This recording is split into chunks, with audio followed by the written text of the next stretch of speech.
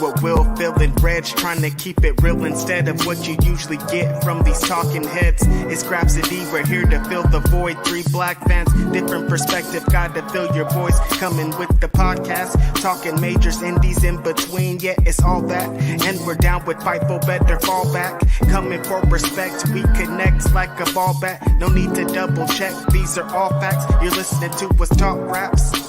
You're listening to what's Talk Raps. Will, Phil, and Reg. Yeah, we're Grapsody, here to talk raps. Yeah, we're Grapsody, here to talk raps.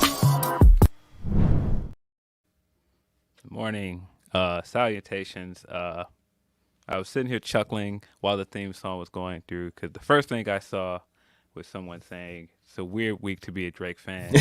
I have no idea what you're talking about. This is the wrestling podcast. This is Grapsody. I'm Phil Lindsey. Of course, I am here with my co-host, Righteous Reg. What's going on, bro?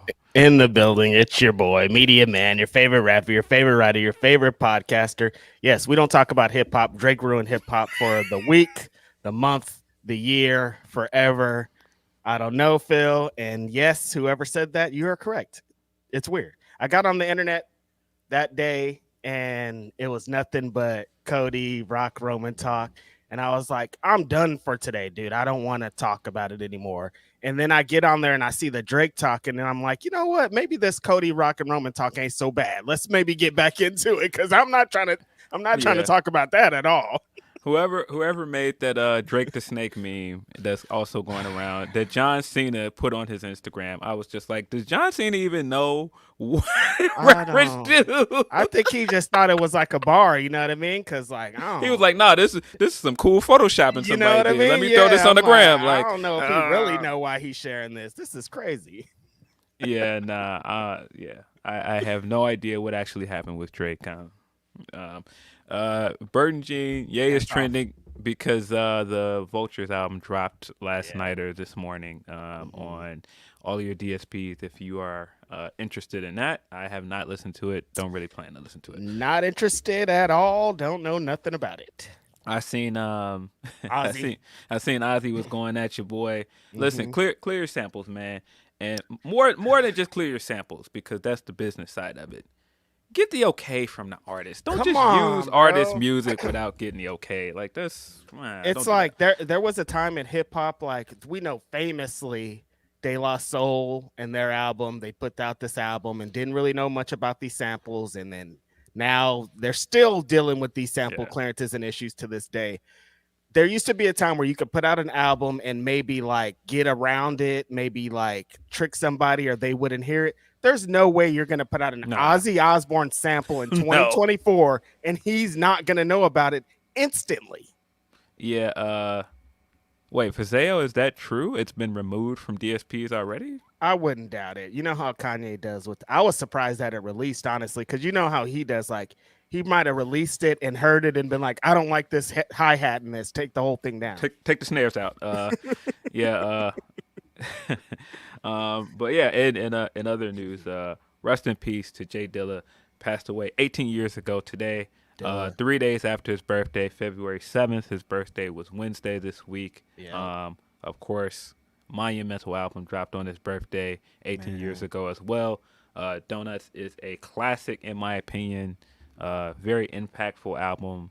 I was going on a whole trip down memory lane listening to it Wednesday and tweeting about it because I was like, man, just so many things were going on for me when I discovered this album. But rest in peace to the genius J Dilla. Also, same day as his birthday, Japanese producer Ujabez. Rest in peace to Ujabez as well. Yeah, rest in peace to Dilla. Like, I always say, the greatest are who the greatest say are the greats. So, like, the greatest producers of all time, the greatest hip-hop producers are, like, my favorite hip-hop producer of all time is Dilla.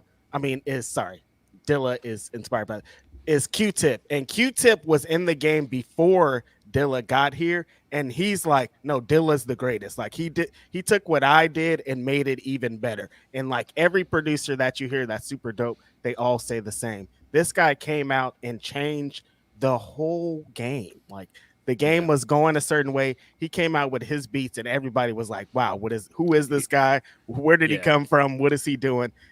One of the greatest of all times. That Donuts album is insane. If you could want to listen to an album that doesn't have any raps on it, and like you want more of just the beats, like that's something special. And Dilla was that guy. Rest in peace. Happy birthday. All that. Yeah. All-time great album, Donuts. I had more than one song off Donuts as my ringtone for a long time. And I was ringtones. Yeah, I mean, which is a wild time to think about. Like, that's how you knew a song was hot at one point. That it was like the number one ringtone or some bullshit. That's wild. But yeah, like also like just a link to all of the guys that at that time were on Adult Swim, and like the Dilla stuff was on Adult Swim constantly. Doom was constantly on Adult Swim. A lot of guys that at that time period I was listening to a lot. Danger Mouse. Yeah. Wild to just really think about how much Adult Swim influenced. Because, I mean, I was an insomniac for a lot of my college years. So I used to have Adult Swim on constantly. College years, it seems like that's still a constant theme in your life, Mr. Philip Lindsey. You don't be going to sleep. I mean, you know.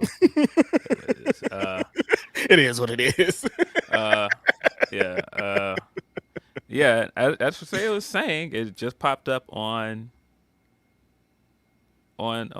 Twitter as of 8 minutes ago. It has been removed from streaming platforms. I'm telling you, dude, his releases never go as they do. I'm telling you, like when people were talking about it on Twitter last night, I was like, this is surprising. I'm surprised they actually got that out, especially with the Ozzy stuff and how whatever that listening thing. Like, I don't really be keeping up too much. But then I get online and everybody's like, I like this song. I like this. I like this. I'm like, oh, it came out. That's a surprise. But yeah, it's gone. Yeah. So hopefully if you want to listen to Vultures, hopefully you downloaded it or got your. I would never vouch for illegal things on this podcast. Hopefully you got your streams in because it sounds like it is gone, man. Well, if it's out, if it came out, it's out somewhere. It's out. It's definitely somewhere if you want to hear it. But yeah, again, happy birthday. Rest in peace to Dilla. Happy birthday. Rest in peace to Nujabes. I think Big Pun might have died on February 7th, too. It's a wild day. I think so. Yeah. It's a crazy day for hip hop. But yeah, we got a ton of wrestling news because apparently after we got off this podcast, a lot of things happened like in succession. It was a wild week for wrestling.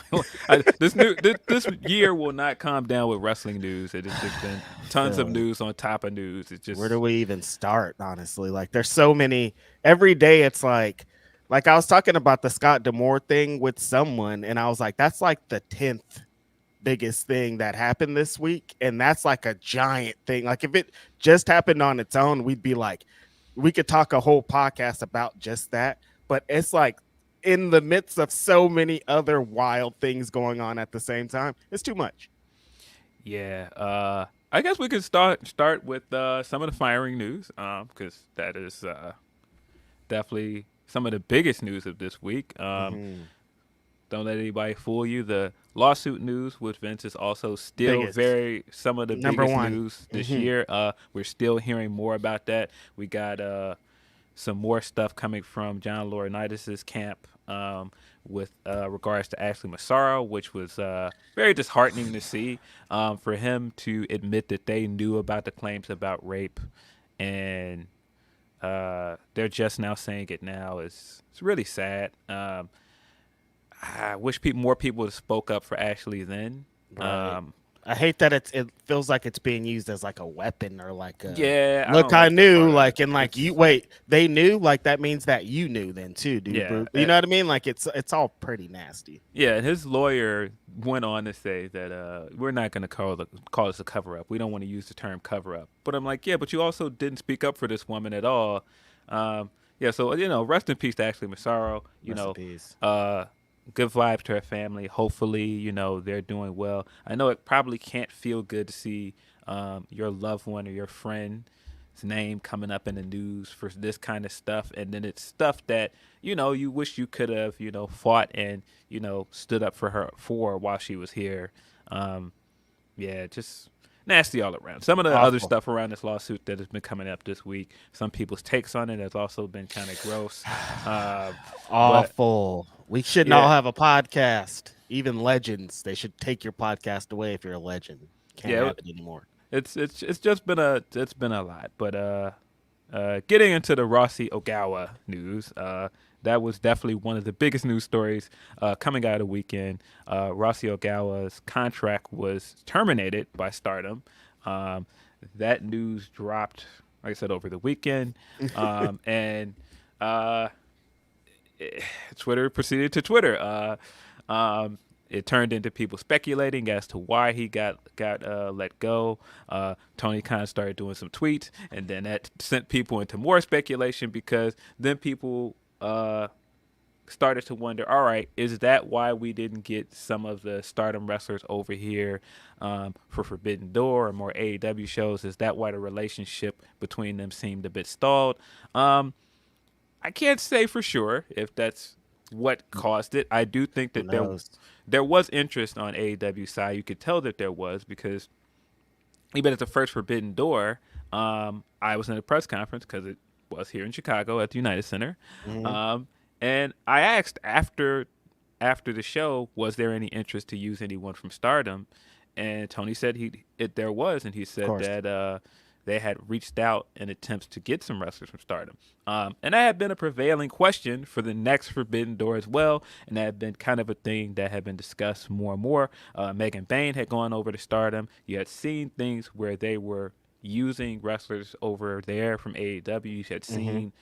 You had seen some progress with it, but it always seemed a little bit like tense for whatever reason. And then you kept seeing rumors online about this person doesn't like that person or this person doesn't get along with that person. I don't know exactly what's true here, but that is a heck of a coincidence that all of a sudden that Rossy's out and certain things are being said. That also led to the Fightful Select report and some other reports where the notion is that he was terminated because he had dealings with WWE behind Bushiroad's back. Now, I don't know all of the facts about that. I don't know. I don't know the total truth about that. But again, people started running, calling him a mole. The espionage jokes were going off. Some of the Tony gifs were implying that. So in some ways, it was a funny night, but in other ways, it was a little worrying for me because. If you don't know anything about Rossy is the founder of Stardom. This isn't just this isn't like he's just an exec that works there. He's the founder of that company, and a lot of the wrestlers on that roster, they attribute their career to him. They're loyal to him, and so when you take him away, I'm just like, all right, what does this mean for this promotion? Because I just can't picture this promotion without him. Because I mean, he's ever present in all the shows. He was ever present at a lot of the media around it. Every single time there's a championship match, of course, it starts with him standing in the ring, holding the ring with his nice suits and his. He's fedora. almost like the face of Stardom as the man. Yeah, he's the face of Stardom. So it's just wild to think about Stardom without him. And we already gotten talks about possibly some women leaving because they're loyal to him. We've gotten some people confirming that they're going to stay. I think Micah has confirmed she's staying, Tam Nakano. But it's worrying. This is the start of this year for Japanese wrestling is worrying. You got Okada leaving New Japan. You got this news with Stardom. All Japan's in kind of a weird place. Noah's in a weird place. I don't know what to make of that. Yeah, seeing the things in the light, I think, Phil, like knowing this Rossy news happened, knowing kind of like the talks that have been around Julia, knowing that what went on with Kyrie, it's like in the light, these things look a lot crazier because like we were with the AEW thing, we kept questioning like, why isn't there more presence of Stardom on especially Forbidden Door specifically, but just in general, like you would think with the crossover and the things that could happen, that they should be happening. But then we would constantly hear like little rumors of stuff being weird, and we just kind of blow it off like, all right, I guess that's not going to happen. And then so Tony starts tweeting, you're like, oh, okay, this is interesting. got spicy real quick. But you did bring up a good point, because if you do wonder if there's any legitimacy to the idea that he was speaking to WWE behind Bushiroad's back, it does make you think about the EO situation. Yeah. Remember, at one point, there was the rumor that EO was going to go back to Japan, and then EO came out and quickly said that wasn't true. Nope. It wasn't so much that she said it wasn't true. She came out and put an emoji out that implied it wasn't true. But there were a lot of inclination that it seemed like she was going back. And then you had the stuff with Kyrie where it was just kind of like all of a sudden Kyrie's leaving Stardom, and then all of a sudden she's just back with WWE. The stuff with Julia is also a bit bizarre, because she didn't do what a lot of wrestlers now that are going to become free agents are doing, and go get an agent to try and go get this deal in America. Right.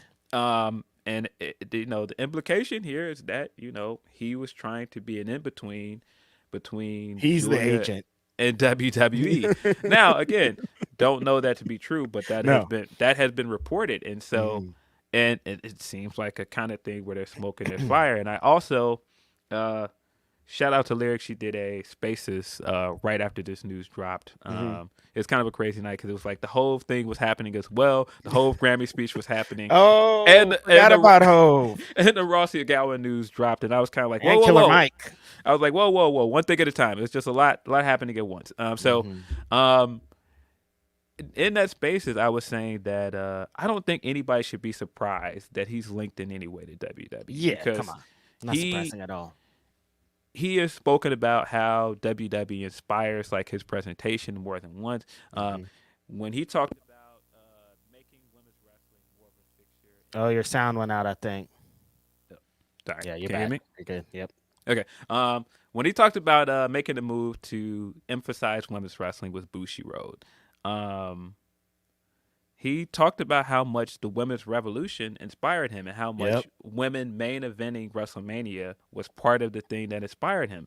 So I don't think it's that much of a surprise that he would have some ties to WWE. Now, I don't know if I believe that means he's going to go over there and work for WWE, because that would be unheard of. Like, WWE having a Japanese executive has never happened. That's not to say that it can't happen.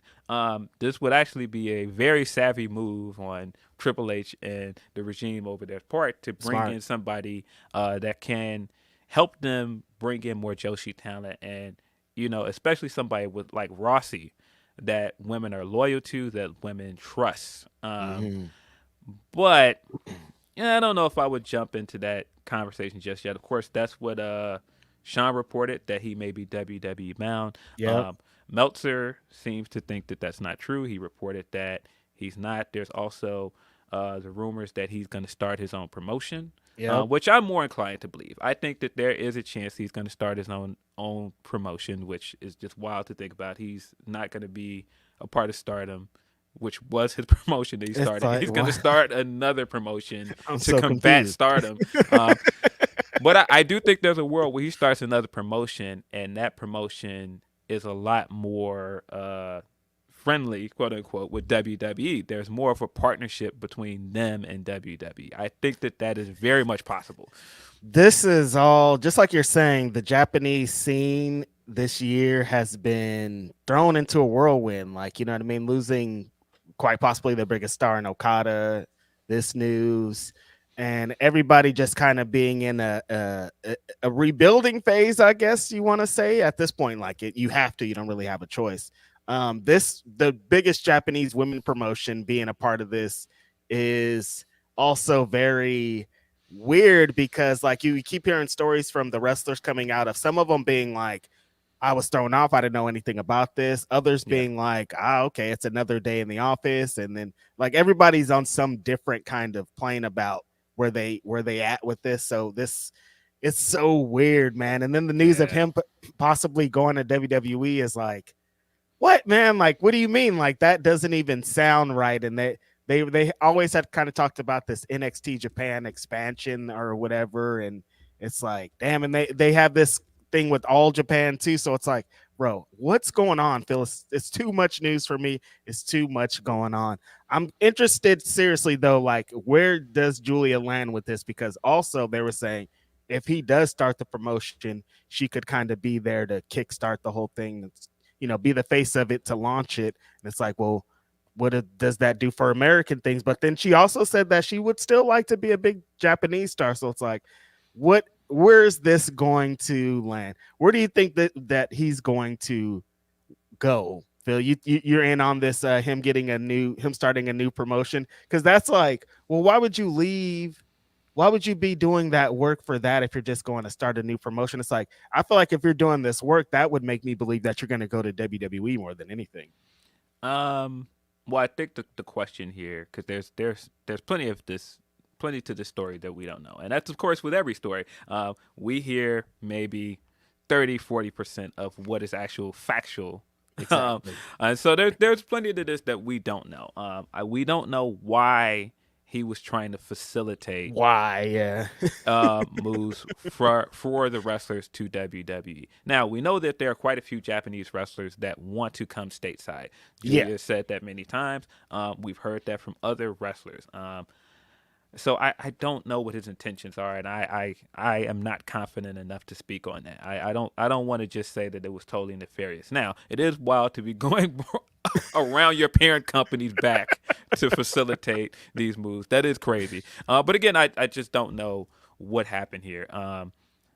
I more believe that he's going to start his own promotion than I believe he's going to go to WWE. And I do think that if he does that company can, in some ways, I don't want to say work as a feeder. I don't really like that word because that insinuates that he's not going to try and start a serious promotion. But I do think that there is a world where he starts a promotion and more wrestlers from his company go to WWE, or you see more things like partnerships or things like what we saw with All Japan, where maybe somebody from NXT comes over to the Japan and works at his promotion. I can see that happening. You saying this out loud is making a lot more sense. Like, I'm like, why would he leave? Like, if he leaves Stardom and starts his own promotion, then he could do the dealings without having to any repercussions or anything from anybody. He could just like, look, we got this promotion. I'm over here training your future stars. Essentially, we're not saying feeder system, but like, I have a system over here where you could grab women from, and we don't have to deal with anybody else. Like,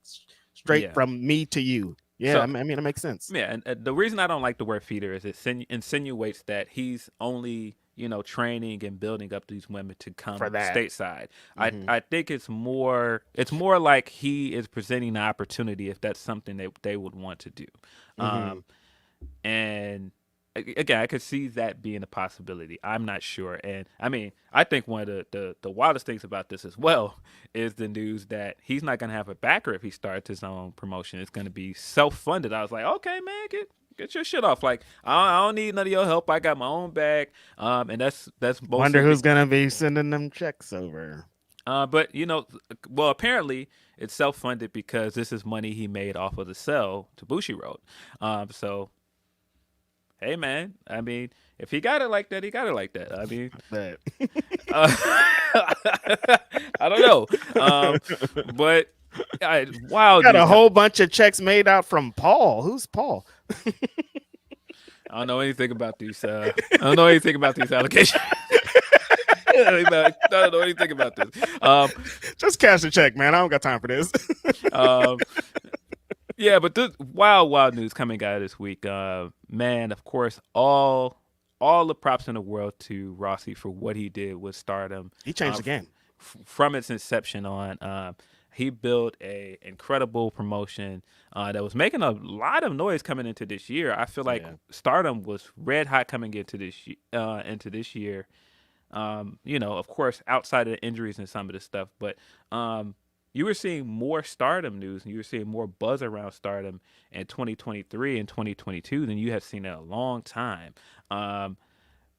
And I think that that's a good indication of what he built. And I mean, the fact that you see so many wrestlers that can come from there, come here, are successful. Mm-hmm.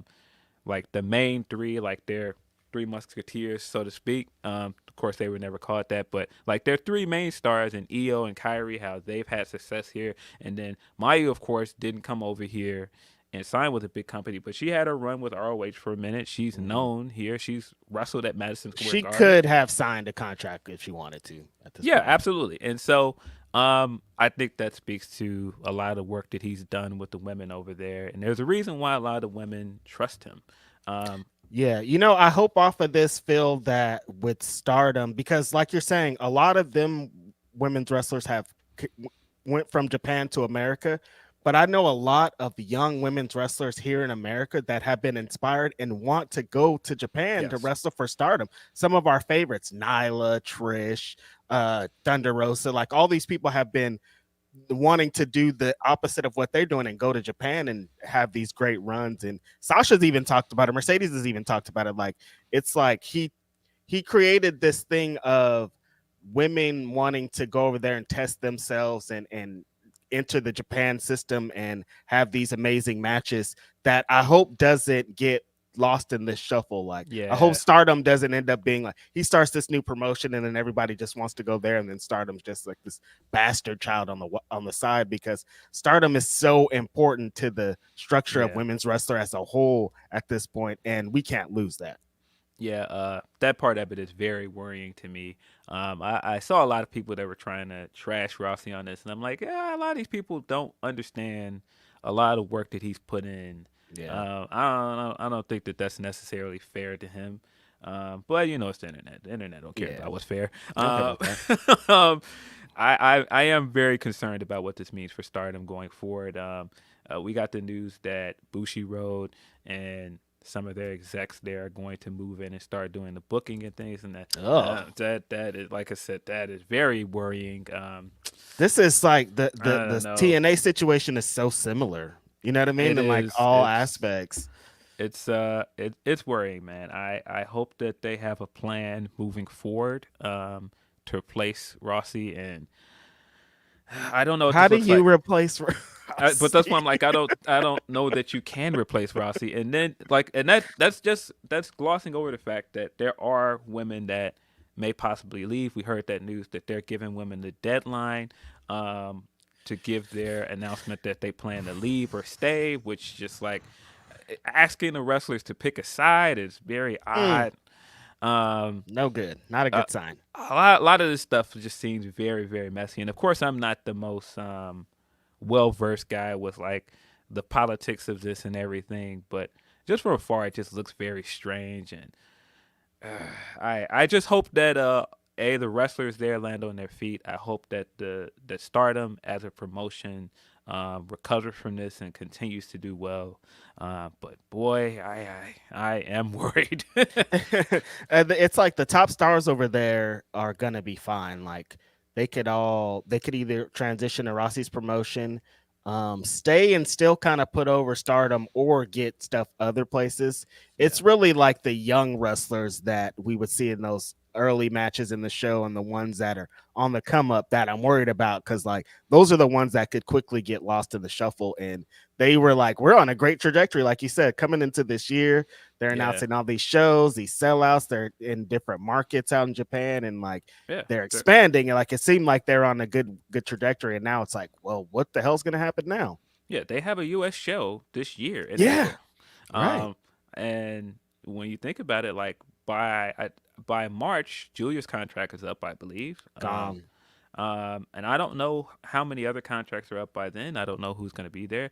I don't know who's going to be on this card in April. Oh yeah, they haven't even announced. They haven't announced anything. It was kind of like they probably were waiting around too. I'm assuming like, hey, are you guys gonna like tell us what talent's gonna come over? And they're like, it's crazy over here. We can't. But also on the backs of that, have they announced anything for these current shows that Stardom has coming up? Because I remember this week it's been like, well, they haven't announced anything. No wrestlers that are going to be present. No matches. No nothing. Like, I'm sure if they're going to be moving into Bushiroad, people coming to help, like, you know what I mean? Like, what the hell? They don't. It's a very confusing situation. It's wild. Yeah, I don't know what any of this means. Crazy night. Wow. But yeah, as stated, this did happen the same night as the Grammys. We did get some wild happenings that night. We got Killer Mike sweeping the rap category, winning Best Rap Album, and then you had these young dudes on Twitter doing the "Who's Killer Mike," which is crazy. Like, let's not do that. I don't really care for some of Mike's politics these days. I don't listen to all of his music like I used to. I was never like this huge Run the Jewels fan, but as somebody that's seen this guy be a part of this industry for so long, from like the features on the Outkast records, the features on Hove records, like this guy has like legendary features coming up, and he had a run just with the Run the Jewel stuff alone. He's got some great solo stuff, so I was just happy for him on that level. He deserves this. This guy's been grinding for a long time. Yeah, this is I think we probably heard his first verse in like 1998, and he's been like on the grind super hard every single year since then. He's like you said, I don't listen to a lot of Killer Mike. I haven't even listened to this Grammy winning album Michael in full, but like I understand. I think he always kind of I listened to the Drink Champs interview with Ludacris, and he tells a story about Release Therapy. He's like, when I was making Release Therapy, I made it with the intent to win a Grammy. He was like, I had been to all these Grammys, and Hove and DMX and Eminem and Kanye. He's like, all these guys are slaughtering me. He's like, so I went into the studio with the intention of making an album that was going to win a Grammy. I feel like that's exactly what Killer Mike did. He went into the studio and was like, this is the album that's going to win me a Grammy. I'm tired of these people saying all these rappers are better than me. I'm tired of these fly-by-night rappers coming and winning this album and never being heard again. Like, I've been here grinding for so long. I deserve this and I earned this. And so shout out to Killer Mike for like executing a vision, it feels like. But then, Phil, like we're all celebrating this victory of Killer Mike, and then they're like, oh, actually, Killer Mike got arrested. And we're like, wait, what? Yeah, so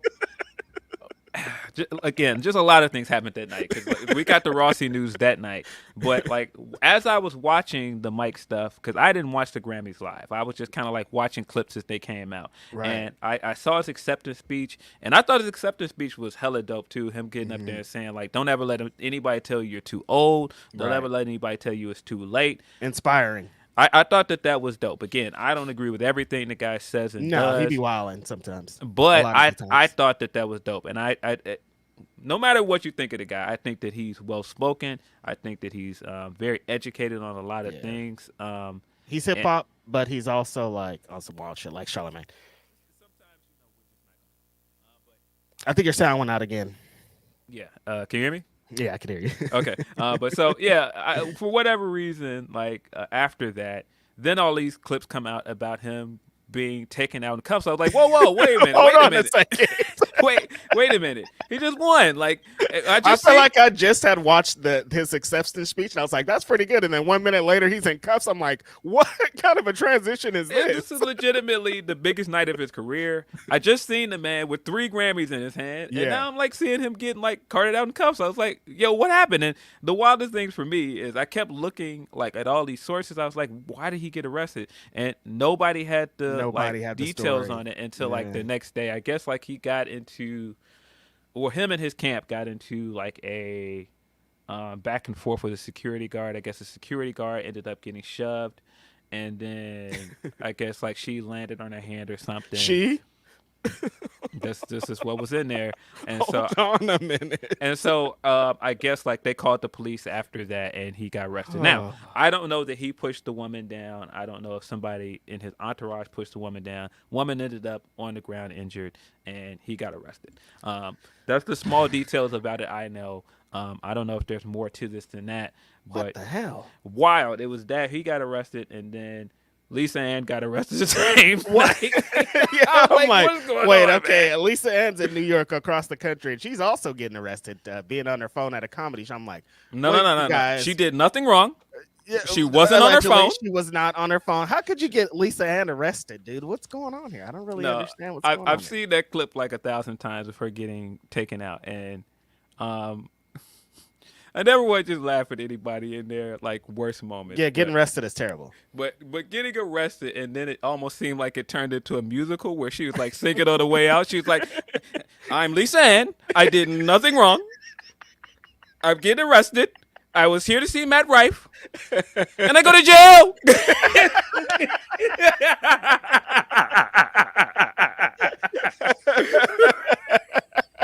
I was dying laughing. I'm going to jail. Yo, when I saw the Lisa Ann thing, I'm like, oh, all right, it's time to put my phone down. There's way too much going on right now. Hey yo. So Paseo. Was somebody talking crazy? Paseo. Ironically, this isn't the first time I've seen Lisa Ann in handcuffs. Yeah. Hold on. All right. Yeah. It's right out there with it. It's right out there with it. But yeah, I hopefully Lisa Ann is doing well. But yeah, in the moment, that clip tickled me pretty good. I laughed. Yeah. Yeah. Pretty wild. But then the Grammys got even more interesting because one of the greatest rappers of all time got an award. Was this Dr. Dre humanitarian award or some kind of wild shit that they give to Jay-Z. Jay-Z comes on stage with his daughter Blue. It's crazy that these rapper kids, like when we hear about them in their mom's belly, and then we hear raps about them being a child, a baby, and then now we see them on stage being grown up. It's like we're time, old, man. We're old, man. We're old. Blue Ivy is just turned 12, I believe. Oh, 12? Just turned 12. Same. No, next month. I think it's January 7th. I was about to say February 7th. I think it's January 7th. But just turned 12. 12, man. And just like seeing her, she looks so grown up, man. Like, wow. But Hove got up there and shook the table. Yep. Once again. Well-deserved acknowledgement. He's one of the most nominated artists in the history of the Grammys. I think that is important to put that part on it, because I don't think people realize that. I think he's got something like 88 nominations or something like that, which is, and I think he's tied with Beyonce, to no surprise. But that's a lot of nominations, and he only has like 20 something or something like that, right? 20 something awards. But he got up there and he shook the table. He told some truths. He was just like, I just want y'all to get it right. He talked about Will Smith boycotting. He talked about his own boycott in 1998, and that was the part I agreed with the most, when he was saying that he didn't go in 98 because he felt like it was wrong that X wasn't nominated. Yeah, and that was his year. If you know your rap history, man, 1998 was DMX's year. That was his coming out year. He had 2 #1 albums that year. The only rapper to date that has had 2 #1 albums in a year. For him to not have a album nominated for Best Rap Album, to not be nominated at all is just wrong. So, yeah, no, I agree with a lot of stuff that he was saying, but in whole fashion, he put some truths in there. He put some good jokes in there. It's Hove. But I thought the other part he said at the end, some people are not going to like it. But I thought, again, it was kind of inspiring for me, for him to say, keep showing up, man. Like, even if it's not right, keep showing up until they give you your flowers, till they tell you you're the best, till they tell you that you deserve to be here. Now, I know that some people will not like the idea of seeking validation from certain people. But I liked the speech a lot, and I agree with a lot of what he said, and I thought it was inspiring. I mean, a lot of people are like, "Shut up, dumb billionaire," and I'm like, "All right, I get it." I mean, I'm sure some people will feel that way, but Hove is Hove, one of the greatest of all time in my It's opinion. hip hop, man. I can't I understand all that, but I'm just keeping it to these records. And again, I'll say it as someone who has done this rap shit for 20 years, knowing that he went in there. I don't know. They talk all the time about how he did it. He went in there just off the dome. Essentially, he punched in however he got them verses on the record. No one has done it like that, and no one can do it like that. He's the greatest of all time to me. I think that the greatest rap album of all time is Illmatic, but I think the greatest rapper of all time is Hove. So yeah, shout out to Hove, man. Yeah. I don't like that some of these awards that we see greats get are like lifetime achievement awards, Right. and they're not the awards when they should have gotten them. Yeah. I think it's dope that he got this award. I am trying to do my research to in the moment to see what the name of the award is, so I'm not saying it wrong. The Dr. Dre, blah, blah, because NWA also got an award. Another one of those, like, oh, yeah, you're NWA. Here's an award, even though you should have got one back then. It's like, cool, but also like, bro, man, why are we taking so long? Yeah, the Dr. Dre Global Impact Award, Grammy's Like- Global Impact Award, awarded for Black music creators whose dedication to the art form has greatly influenced the industry. Why don't they have one of these awards for white people, Phil? Oh God, here we go. During Black History Month, man, really? But no, look, man. Why isn't there a Kenny Rogers Humanitarian of the Year award?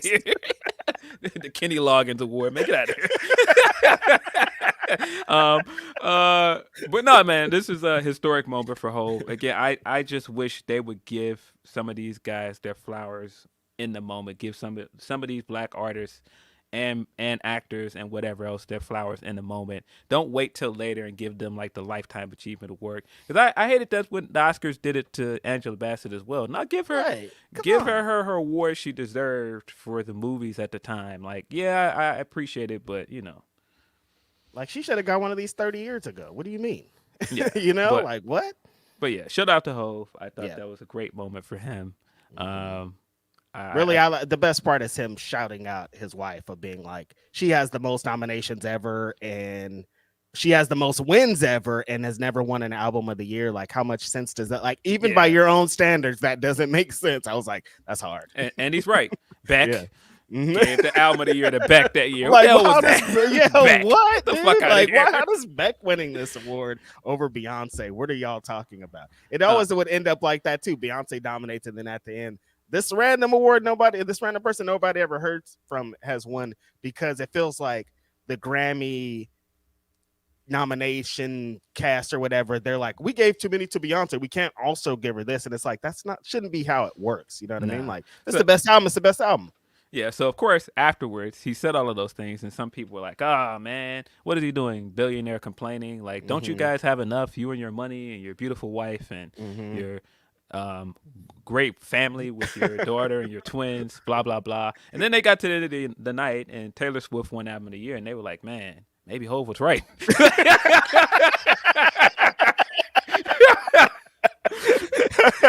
That is how the transition happened too. It's like everybody's like, "Man, shut up, billionaire. You got a fine ass life." Ain't nobody trying to hear that shit. Then Taylor wins, and they're like, "All right, I see what's going on here."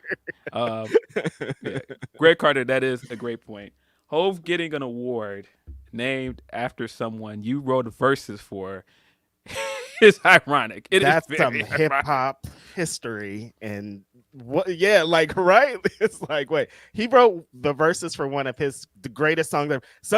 A lot of people are like, still DRE is the song production wise and verse wise, and it's like Hov wrote that, and he's getting this award for. It's crazy how hip hop works, man. It is really crazy how hip hop works.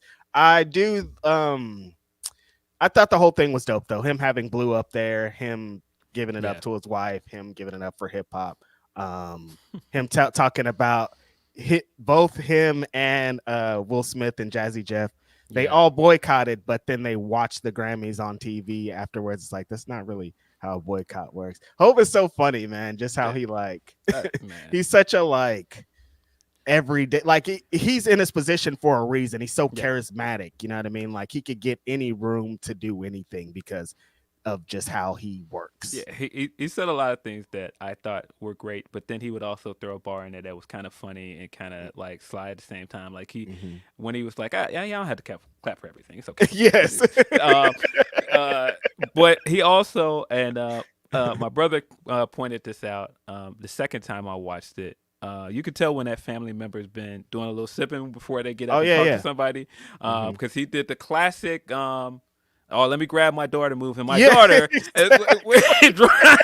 we had a little taste. It's like, all right, man, like, come on, Dad. You're embarrassing me. Seeing him drinking the Douce afterwards, and then now knowing that and going back and seeing Blue's face, it's totally that. It's totally like, Dad, you're embarrassing me. You're drunk. Like, I don't want to be up here. You're wild. And then he starts going off, and she's like, I did not think this is what we were going to do up here. Yeah, look, I've seen all of the family function stuff, and I could see the look on her face where she's like, Dad, come on. Like, yeah, I love you, Dad. Come on, leave me alone. But then when you looked at Beyonce's face when she was like, I don't want to embarrass this lady, and he brought up that part about her, she was looking like, man, if you don't get over here and sit down, finish your speech and get over here. Like, what are you doing? She did have that look of like, I don't want to say it, but get off of that stage. Get down off of that stage. Beyonce was looking like the rich Texan from The Simpsons, though. I live fuck with her. Her outfit was cold, though. Beyonce is so hard that like she could just stand there and be like, she didn't do that. She was just standing there the whole night, and people were talking about her all night. That's how great she is. Yeah, man. Yeah. Great moment though for hip hop. Yeah. Great moment for Hove. I love it. Yeah. Hopefully we see more of our greats get their flowers before they're gone. Like I hate that. Like sometimes, like even when we were talking about Dilla just now, like I hate the way some people celebrate Dilla after the fact. The way people celebrate Doom after the fact as well. It's depressing sometimes. Like give them their flowers while they're here. I see a lot of people coming out of that. We get the same argument that we've been having for the last 20 years, Phil. Well, why don't we have our own show? And it's like everybody's always like, well, watch BET. And then everybody's like, everybody has arguments for or against why it's not a thing. And it's like, well, this is why it'll never work, because you guys can't even collaborate on one spot to all meet up. Yeah, exactly. I don't know if you want to get into some supers and humpers before we get into some more firing news. Don't want to double up on the firing news. Back to black. And it's like it's been a crazy year, man. Let's get into a few super chats. Of course, you guys, thank you for submitting super chats and humper chats. Y'all are great. Y'all are the greatest. We're gonna read the ones here on air as always. Y'all are cool. Arduit says happy Grapsody Day, y'all. Much love. AEW was fire this week. Hangman and Swerve have chemistry like Heisenberg. Good God. That's a bar, man. Chemistry like Heisenberg. Out there dropping bars today. Yeah, we're going to definitely get more into that in full here in this show very soon. David Reed said Seth needs to leave WWE. The Roman Rock Cody story has done nothing to make him look, nothing but make him look like a dork. Listen, man, we'll get into the kickoff thing, but they had my guy standing up there, man. He was all dressed up. That brother had clean. He had the big bows on his shoes. And he had nowhere to go. He had nothing to do. He was just standing in the corner hoping somebody pay attention to him. Tough one. Little bro. They called him little bro, and then they made him little bro. Very sad. Steph the writer says, in a week of craziness, Nana dancing Swerve back to life was the best moment. Yeah. Yo, that was very much something like straight out of an anime. I'm just like, no, you got to get up, Swerve. And hit the dance. I saw someone say man. Nana's dance is the Undertaker's urn. I was like, yo, this is... That's hilarious. That's crazy. I am Lucha says, can we talk about my Knicks though? No, we don't want to talk about the Knicks on here. Hey man, yeah, Knicks had their little win streak going, and then we had to listen to Lakers fans because Lakers beat them to snap their win streak. But yeah, Knicks are looking good, man. Knicks are looking a lot better than I expected. They made some good moves as well. Before the not All-Star break, but before the trade deadline. So yeah, hey man, I don't know if that's gonna get you where you guys want to be in postseason, but we'll see. This is I feel like the Knicks are kind of in the same boat that you guys are, where it's like Knicks are different though, because I feel like you never get your hopes up. Knicks fans are like, no, we're winning the chip. Like every time they get on a little streak, like they get their hopes up and then it's crushed every time, and it's so sad. I was so offended. I don't know if this person is a listener of this podcast, but he compared Bulls fans to Cowboys fans. And I was like, no way. I was like, wait, why did they do that? Every year I have to listen to, this is the Cowboys year. That is not how Bulls fans act. Now, maybe Bears fans are like, we'll get it together this year. But no, listen, Bulls fans have been beaten down for a long time, man. I do not come into every year thinking this is our year. I come in hoping we're going to get some fun games. We're gonna be competitive. That's about it. No, I put the Knicks in that place. The Knicks and the Cowboys make a lot more sense because Knicks try to kind of feel like America's team sometimes. I'm like, that makes a lot more sense because they come into the season like, we're going to do it this year. It's New York over everybody. We have all the greatest rappers. We started everything. You know what I mean? New Yorkers. But no, man, look, hey. Had a good win this week as well over Minnesota Timberwolves. Kobe came into that fourth quarter and was lights out. Mm-hmm. Got a nice overtime win out of that one. Man, Kobe White has been, man, one of the highlights of this season, man. Yeah. I very much feel like he should be on the All-Star team, but what can you do? Yeah. Shout out to Kobe. And speaking of Kobe, the other Kobe, was it yesterday or the day before yesterday? I think it was Thursday, actually, because I think it was happening at the same time as the WrestleMania kickoff.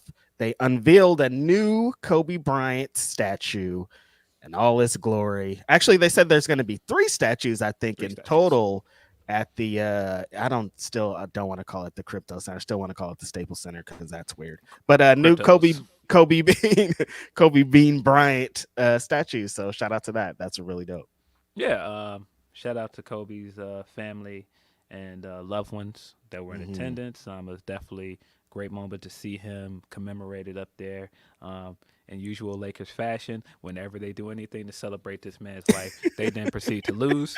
It's like a bit at this point. I think they want sad Kobe looking down on them every time. I think it's like a bit. I'm like, why y'all do this to him? Because y'all know he would be so upset about this.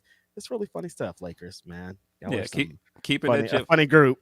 keeping that GIF alive of Kobe and his family in the dress clothes walking out of the arena.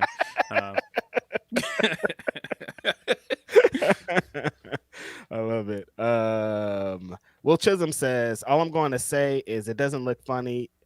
It does look funny that Rossy is starting a new company and Julia going to help him to start the company and then going to WWE. So how long will it take for WWE to work with him? Yeah, man.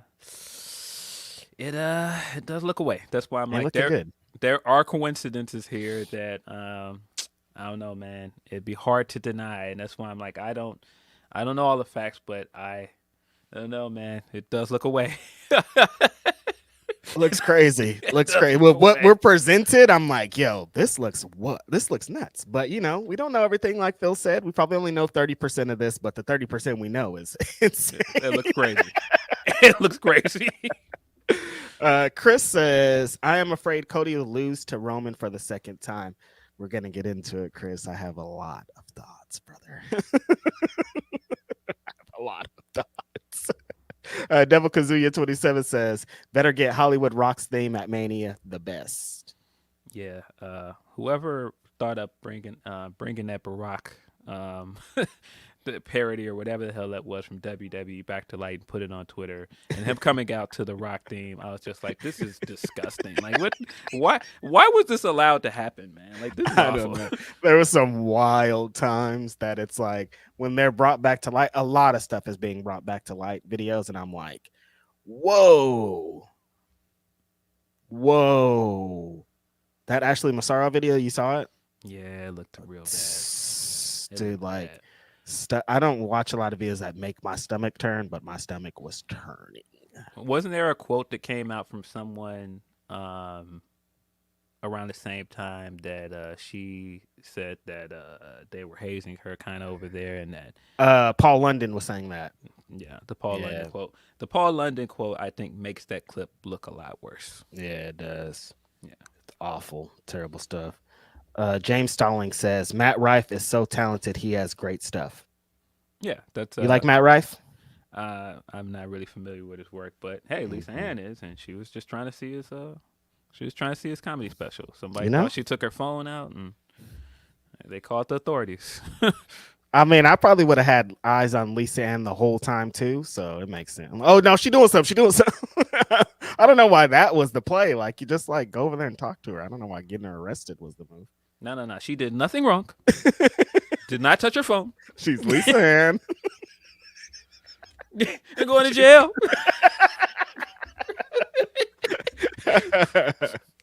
Dream Ninja 77 says, hey, Reg, you think the fans still calling this bloodline stuff cinema at this point? Also, Sammy should win the World Heavyweight Championship at Mania. Yeah, I saw a bunch of people being like, this is the greatest piece of... I saw a bunch of people saying that press conference was the best wrestling thing they ever seen. And I was like, I'm going to go get a hamburger. Yeah, I seen some sentiment takes out there, and I absolutely agree. I think that Sammy should be the guy that wins the World Heavyweight Championship. Of course, now he is out of the running because he lost his Elimination Chamber match, Bullshit. his Elimination Chamber qualifying match, to Randy Orton. But Last night was so funny of that graphic coming out. People be like, "There's gonna be 12 people in the elimination chamber." I'm like, "What is going on, you guys?" I wasn't watching SmackDown, so I was like, "What are these people talking about?" you gotta read these things, man. Just read. It's not that hard. Context, man. Come on. Tony P says Jay was right. It's like Paul Mooney said, nothing can be too black, but everything can be too white. You see it with what HBO is doing and the NFL with fashion. That's what we're doing since the late 90s. Great quote from Paul Mooney, man. Yeah. Got a bunch of them. Yes Boy says, gentlemen, almost called off work Monday morning. Sick to my stomach. They split up Trick and Mello. Yeah, that was the big news coming out of the pay-per-view on Sunday night, same night as the Grammys. Got a lot of news that night. So yeah, I forgot that show was the same night too. Damn. Trick Williams and Mello lost their match in the Dusty finals, and then Trick went on to lose his championship match to Ilya Dragunov. Really good match too. And afterwards, Mello turned on him and confirmed that he was the guy that attacked him. And yeah, I thought it was a really good turn for Mello. I thought the attack and stuff, everything was well executed. I didn't see all of the pay-per-view, but I did watch that stuff, and I thought that was really good. I thought the stuff with Mello on NXT the next day, I thought was also good. I thought it was really well shot. Looking forward to seeing where this is going. I'm not the biggest NXT fan, but I think the storyline that they've been doing is really good.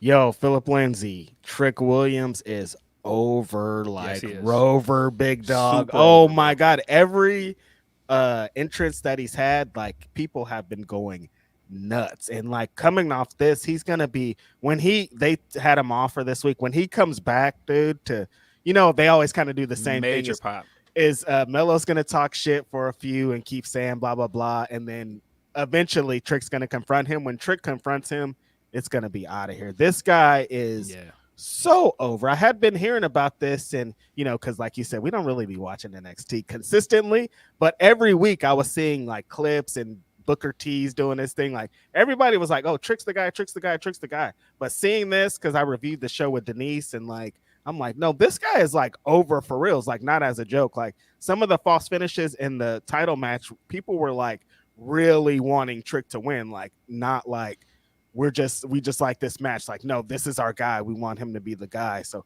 coming out of that, I'm like, we talked about it multiple times on this podcast, like trajectories. I know, like I think they expected Mello to be the one. He's Shawn Michaels' kid at this point. Shawn Michaels' black kid at this point. Like they were my black son. Yeah, my black son. Straight up. And then, but then, because it was kind of like the Shawn Michaels and Diesel thing of like, Shawn Michaels is really the guy, but Diesel is getting over again. The same kind of thing of like, Mello's the guy, definitely for sure. He's on his way. But Trick is like, no, Trick's going to like main event WrestleMania at this point, like with how he's going. It's crazy.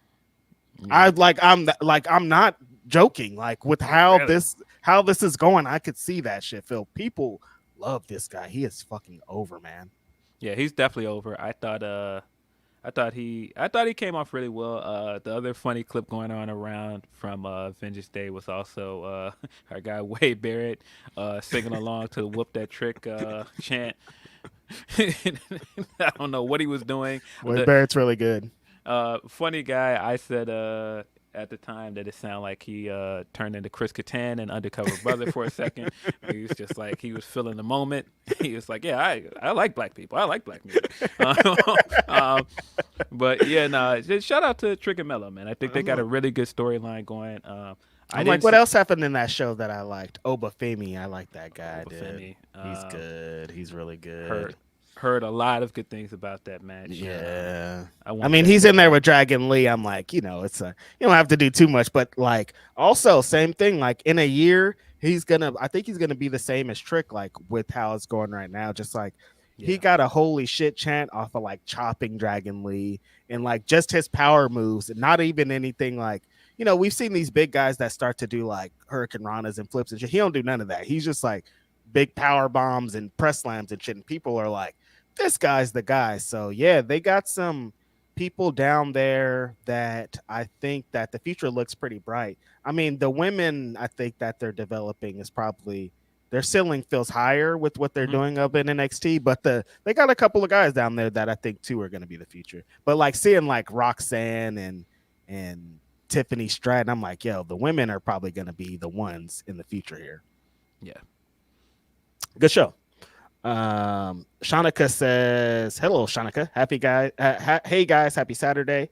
Hangman and Swerve can fight forever, in my opinion. And Brian Keith finally getting the graphic. Let's fucking go. Orange Cassidy versus Ishii will be fun tonight. Yes, the homie finally, officially, Brian Keith is all elite after a really times 1,000 great match with Eddie Kingston on an episode of Collision. They put up the graphic in the air. I tweeted about a month ago for everyone to be patient because every time he would have a match, people be like, sign Brian Keith, sign Brian Keith, sign Brian Keith, sign Brian Keith, sign Brian Keith. You guys, just be patient. Also, every wrestler doesn't need an all elite graphic. I know they set this precedent. I know it's a good bit. People like it.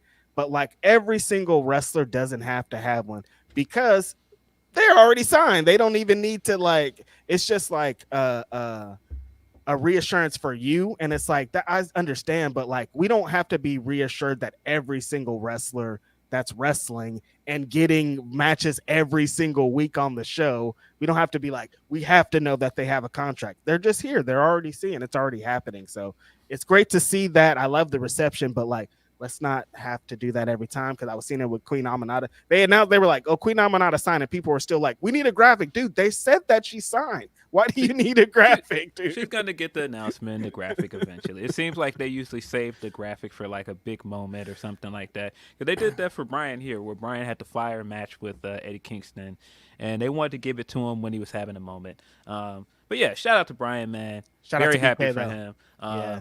Big moment for him. Just came back from Japan as well. He's crushing it, man. I don't want to say that I told you so, but I did make a list. It's called the BW 500, the 2023 edition. And number one on that list, Brian Keith, when that list came out, there were a whole bunch of people being like, who's Brian Keith? Why would this guy be over this? He never been at WrestleMania. He's blah, blah, blah. I'm like, just watch, dude. This guy is the best fucking wrestler there is. And now to see it on display every week is amazing. And yeah, tonight, OC and Ishii, like, there's a insane New Japan show happening across the pond tonight, but they sent one of their heavy hitters over here to help AEW. So, man, yo, I was looking at social media before coming on this pond. There's a lot of fucking wrestling happening tonight, like a lot. A lot of wrestling. We got Collision, like you said. Ishii will be wrestling tonight. We also got the New Japan show. Yeah. Really. In the morning, tomorrow morning. Yeah. And that will be Ospreay's last New Japan match for the foreseeable future. Man. I woke up in a panic today, actually, because I thought it was last night. I was like, damn, I didn't watch Brian and Zack Sabre Jr. I got to watch it. And I was like, I didn't have time. But then I was like, oh, no, it's tomorrow. Brian Zack Sabre Jr., as you said on that card as well. Then Okada's last match as well. Ending a 17-year run with the company. Yo. That don't even sound right, honestly. Yeah, I'm still processing that, but that should be a good show. Excited for that. Mm-hmm. Okada's last New Japan match, like that don't sound right. Feel like my brain's like, shut up, dude. That is why are you saying that? But yeah, it's real tonight. Him and Ospreay they had the press conference, and Ospreay was like, I legit thought I would be here forever. Like it's kind of a surprise to me, even that this is gonna be one of my last matches. So, yo, tonight's gonna be big. I'm gonna probably stay up late to watch that. Corey Davis says thoughts on Trick Williams and Oba Femi. So we got a little bit into that. Yeah. They both have super high trajectories for me. I could see both of these guys being future world champions, which is great for Black wrestling and the history, and great for these guys because this whole, I don't know if these guys are NIL guys or that little system that they have, but like Oba Femi's an NIL. Oh, but yeah, like knowing how that whole thing works and what's going on with that, I'm like, I don't know, bringing in these random blah blah blahs for this, it could get kind of weird, but it hasn't like that. I think they've gotten some success stories, and if Oba's anything for the rest of what this is going to represent, they got something really good on their hands. Yeah, shout out to Black History. Obafemi is the first NIL guy to win a championship over there. Let's go. That's dope. So I'm not sure on Trick. Yeah, I'm not sure on Trick, but Oba definitely is an NIL guy. Mm-hmm. Yeah, that's all of our super chats for now. Appreciate y'all. Oba. It's a big brother. Yeah, very big dude. Let me get our Humper chats in front of me, and then we'll hop into some more wrestling news. Yep. Still got a lot. Still. Brother. See, from Black Phoenix brand, he says, the thing I hate about WWE is when fans make them pivot. Instead of just saying, we heard you and we fixed it, they have to shit on their fans with, see, you just have to wait, had to be patient. Stupid marks. Being a WWE fan is absolutely a toxic relationship. Wow. Yeah. It's absolutely, they do that. It is. But also a part of the WWE fan base does that to the rest of the fans as well, because it's like, well, see, if you didn't do all this whining and crying, and you just waited and let it play out, see, it's fine.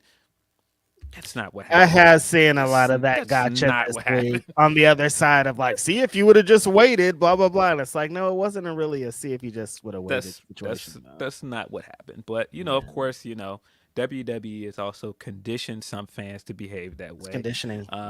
But yeah, no. Now I'm not even shocked by what fans do, because legit we've been conditioned. Like, of course, we're supposed to react this way. Like, they know there's a system put in place to know how things are gonna go. Like, they were sent into a whirlwind with the people being freaked out, but they did exactly what they needed to do off the back end of it. So yeah. If you want to send us a Humper Chat like Black Phoenix brand, of course, go to humperchat.com/fightful. Humper Chat regular Tony P is giving this Petty of the Week winner to none other than Sean Ross Sapp. The victory lap victory lap he has been taking is funny as hell. He got people pre-blocking so he won't get his shit off. Just overall funny. Runner up is Monique.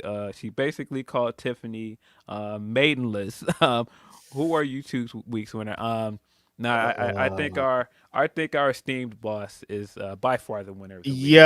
Bro got in his bag the other night. Right after, legit, soon as the words business came out of Tony Khan's mouth on that show, Sean Ross Sapp got on his shit. That shit was hilarious.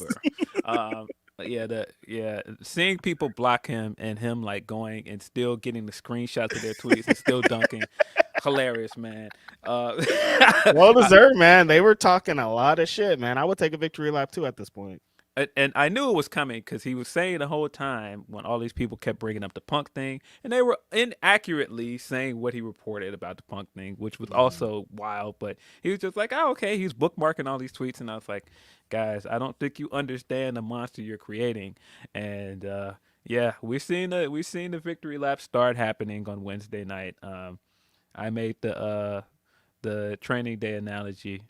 And definitely Sean Ross Sapp is definitely Petty of the Week by far. Monique was getting her shit off for sure. When I saw Monique and her husband in front of the camera, I was like, oh, we locked in now. She going on tour with her brother, Cat. Well, I'm like, oh yeah, no, we locked all the way in.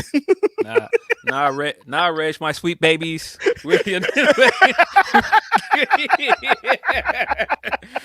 I'm like, this is crazy. This has been the wildest year, Phil. The Cat Williams rollout now is nuts, man. The Club Shay Shay rollout has been crazy, but it's a good interview. I sat and watched the whole thing. She was definitely on there being spicy and getting some shit off. But it was an entertaining interview. Some things I absolutely agree with her on. Some things I'm like, I don't know. That kind of a stretch. Yeah. That kind of sounds wild, but I expect no less from these kind of interviews. You kind of knew exactly what she was gonna go in and do. It's like, because she's already been doing that. Remember when she went on the Breakfast Club and The breakfast nubs was getting into Charlemagne's ass. Like, you know what kind of energy she brings. Forced my man to recant and apologize this week, man. Yeah, exactly. And so, like, you knew exactly what type of energy that she was gonna bring of like being auntie, and she's not gonna come out straight slandering, but she was slandering the whole time. Like, it was all in a really nice package, but she was letting everybody have it. Yeah. Nah, that time period when she was doing that press tour with the Netflix stuff, and Charlemagne called her donkey of the day, and she went over there and tore into Leonard. Funny clip to this day. Desus and Mero making fun of it. Also really, really funny stuff.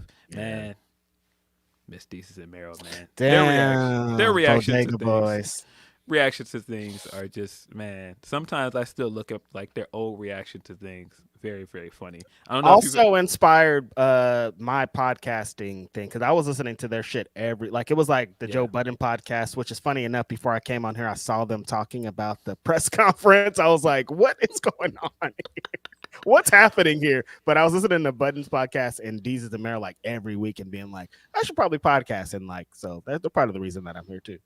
Yeah. I don't know if you've ever seen them talking about Jeremy Renner getting ready to come out with that record. Have you ever seen it? Mm-mm. You gotta see it, man.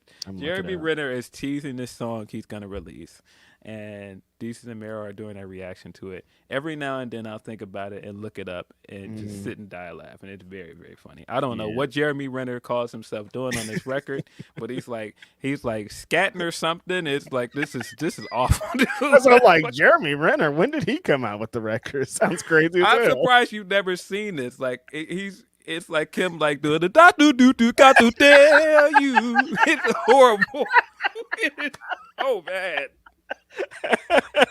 That wasn't horrible though. I think Phil has been scatting somewhere. No, you gotta see it, man. I can't do it justice, man. It is hilarious, man. That's hella funny. Yeah, I'm definitely gonna have to look that up. I didn't know that happened. I can't believe those guys broke up. I can't believe those guys broke up. Jeremy Renner, man. Hopefully Jeremy Renner's doing better. I know he had that whole injury thing, but and also shout out to Mark Ruffalo getting his Star on the Hollywood Walk of Fame. I saw that everywhere because he was doing like the Naito Tranquilo pose. I've seen Rush respond to it. Shout out to him. However, those stars work are so weird, because Ludacris on the Breakfast Club interview was like, "Oh, I just got my star," but then like somebody that had been in the game for like 50 years. Oh, I think like Angela Bassett had just got her. I was like, this doesn't make sense. How did Ludacris already have one, but it took this long to get Angela Bassett one? Like the criteria or whatever is really weird. Yeah. Now the Jeremy Renner thing stuck in my head. It's very, very funny. More from Tony P. He's also I am mad at TK. Big business is okay, but standing on business was right there, shaking my head. So you think this will also be an Okada debut too? If so, I would really do the Sammy/Shin NXT debut callback. Make his debut a reward for DG. For his recent work. It's not a bad idea, given DG like the first big match with Okada. I wouldn't be mad at that. I think that's I love standing on business. I think like we should go back and rename it that. Like, imagine AEW standing on business. That would have hit pretty hard. But Okada is going to be interesting, kind of bringing him in, because it's way different than that situation. You know what I mean? Nakamura was coming into a crowd that probably a lot of these people didn't really know. Like, there's an idea, but there's a good section of these fans are just like, oh, a cool Japanese guy is coming.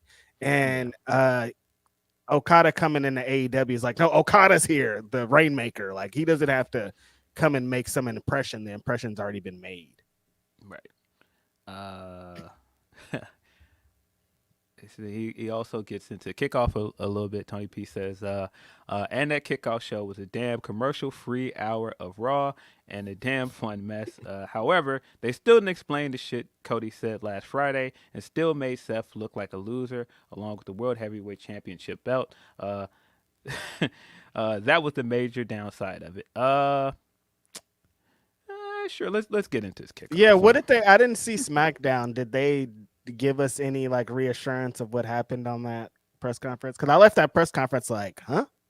Yeah, not not Not pretty. necessarily. So Yeah. the kickoff happened, and Mhm. the kickoff was what you'd expect from WWE at this point. Everything is a big spectacle, and this was definitely a big spectacle. I think that in terms of that, if you were just looking for something to watch for an hour, it was entertaining. A lot of people were talking about it. We just talked about Joe Budden was just talking about it on his podcast, which is Wow. huge. Like Yeah, that's it, giant. we've seen a lot of people that don't usually get into the wrestling talk talking about it, which tells you how well it did. Of course, they came out right away on Friday night and told you the streaming numbers for it. Said it is one of the most. It is Of course already they the most did. streamed non-wrestling, whatever stat they threw on it. Oh my God, I hate it here. Yeah, but you know what it was. It was what it was. They had the stars in the building, had the hands up to the ceiling. This was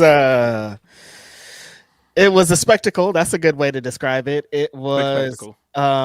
it felt like a Apple iPhone 23 presentation at points. It felt Don't, don't like don't do Steve Jobs like that.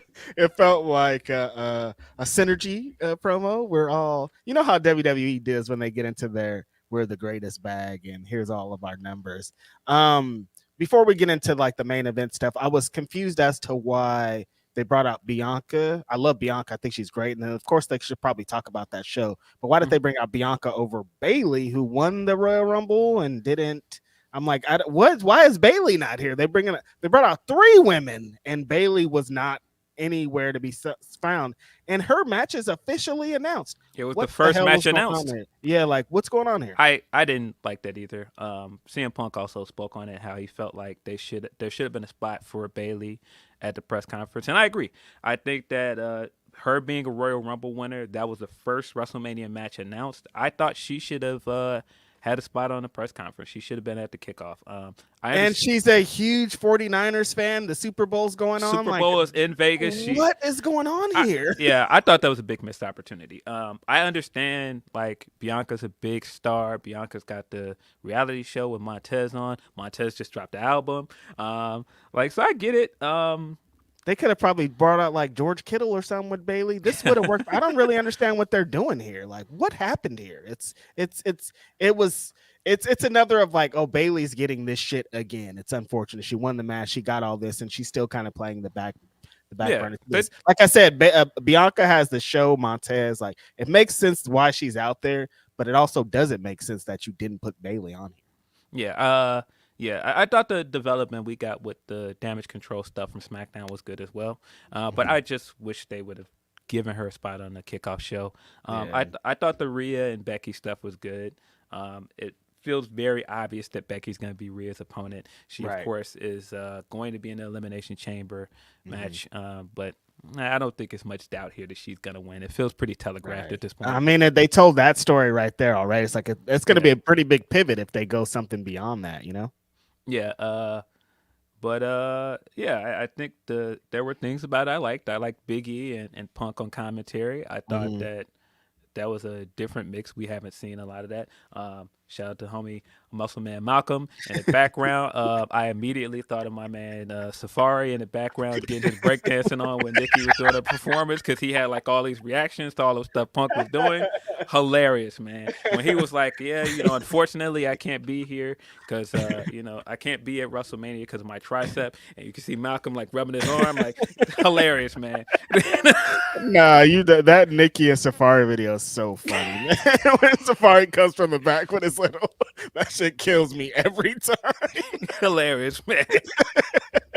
But also shout out to Muscle Man Malcolm. I had a good laugh of seeing him right there on that kickoff show with this big giant smile, just being Muscle Man Malcolm. Really dope. So seeing CM Punk there with his little suit, I'm like, this is so It's so weird, man. Him sitting next to Cole and on a panel with Man. McAfee, like it's just like, what is happening? Like this him guy taking Matt McAfee's like compliments, just like, yeah, I'm back in WWE. It's like, this is so weird. It was just weird to see, but I thought that was a good match. I thought saying I'm here so I don't get fined, and then also saying I'm also here so CM Punk won't say anything out of line. We love you, bro, but you be getting yourself in trouble. And then he proceeded to say some things later that I was like, Punk, what are you doing? Like, this is the Biggie thing was supposed to be a bit like, don't actually get in trouble here. Like, a couple of these lines are pretty on the line here. Some of it was very funny. Some of it was very funny. The part where he was talking about Cody, and he's like, man, if I was Cody, I'd punch him in the face. He was like, man, I want to see Cody punch him in the face. And as soon as he said that, you could see The Rock in the background stop and like start staring at him. Like, is this motherfucker talking about me? Hilarious, man. Just seeing The Rock's outline of like just his big imposing figure in the background after he had slapped a man on television. I was like, all right. Very, very funny, man. All of this, I'm like, these are some wild bits. First, CM Punk's getting into this. He's like, the fact that he's even saying this is wild, but The Rock being in the back, like, no, I could also hear you and I will come and slap you too. I'm like, this is so wild. This whole thing, Phil, was yeah.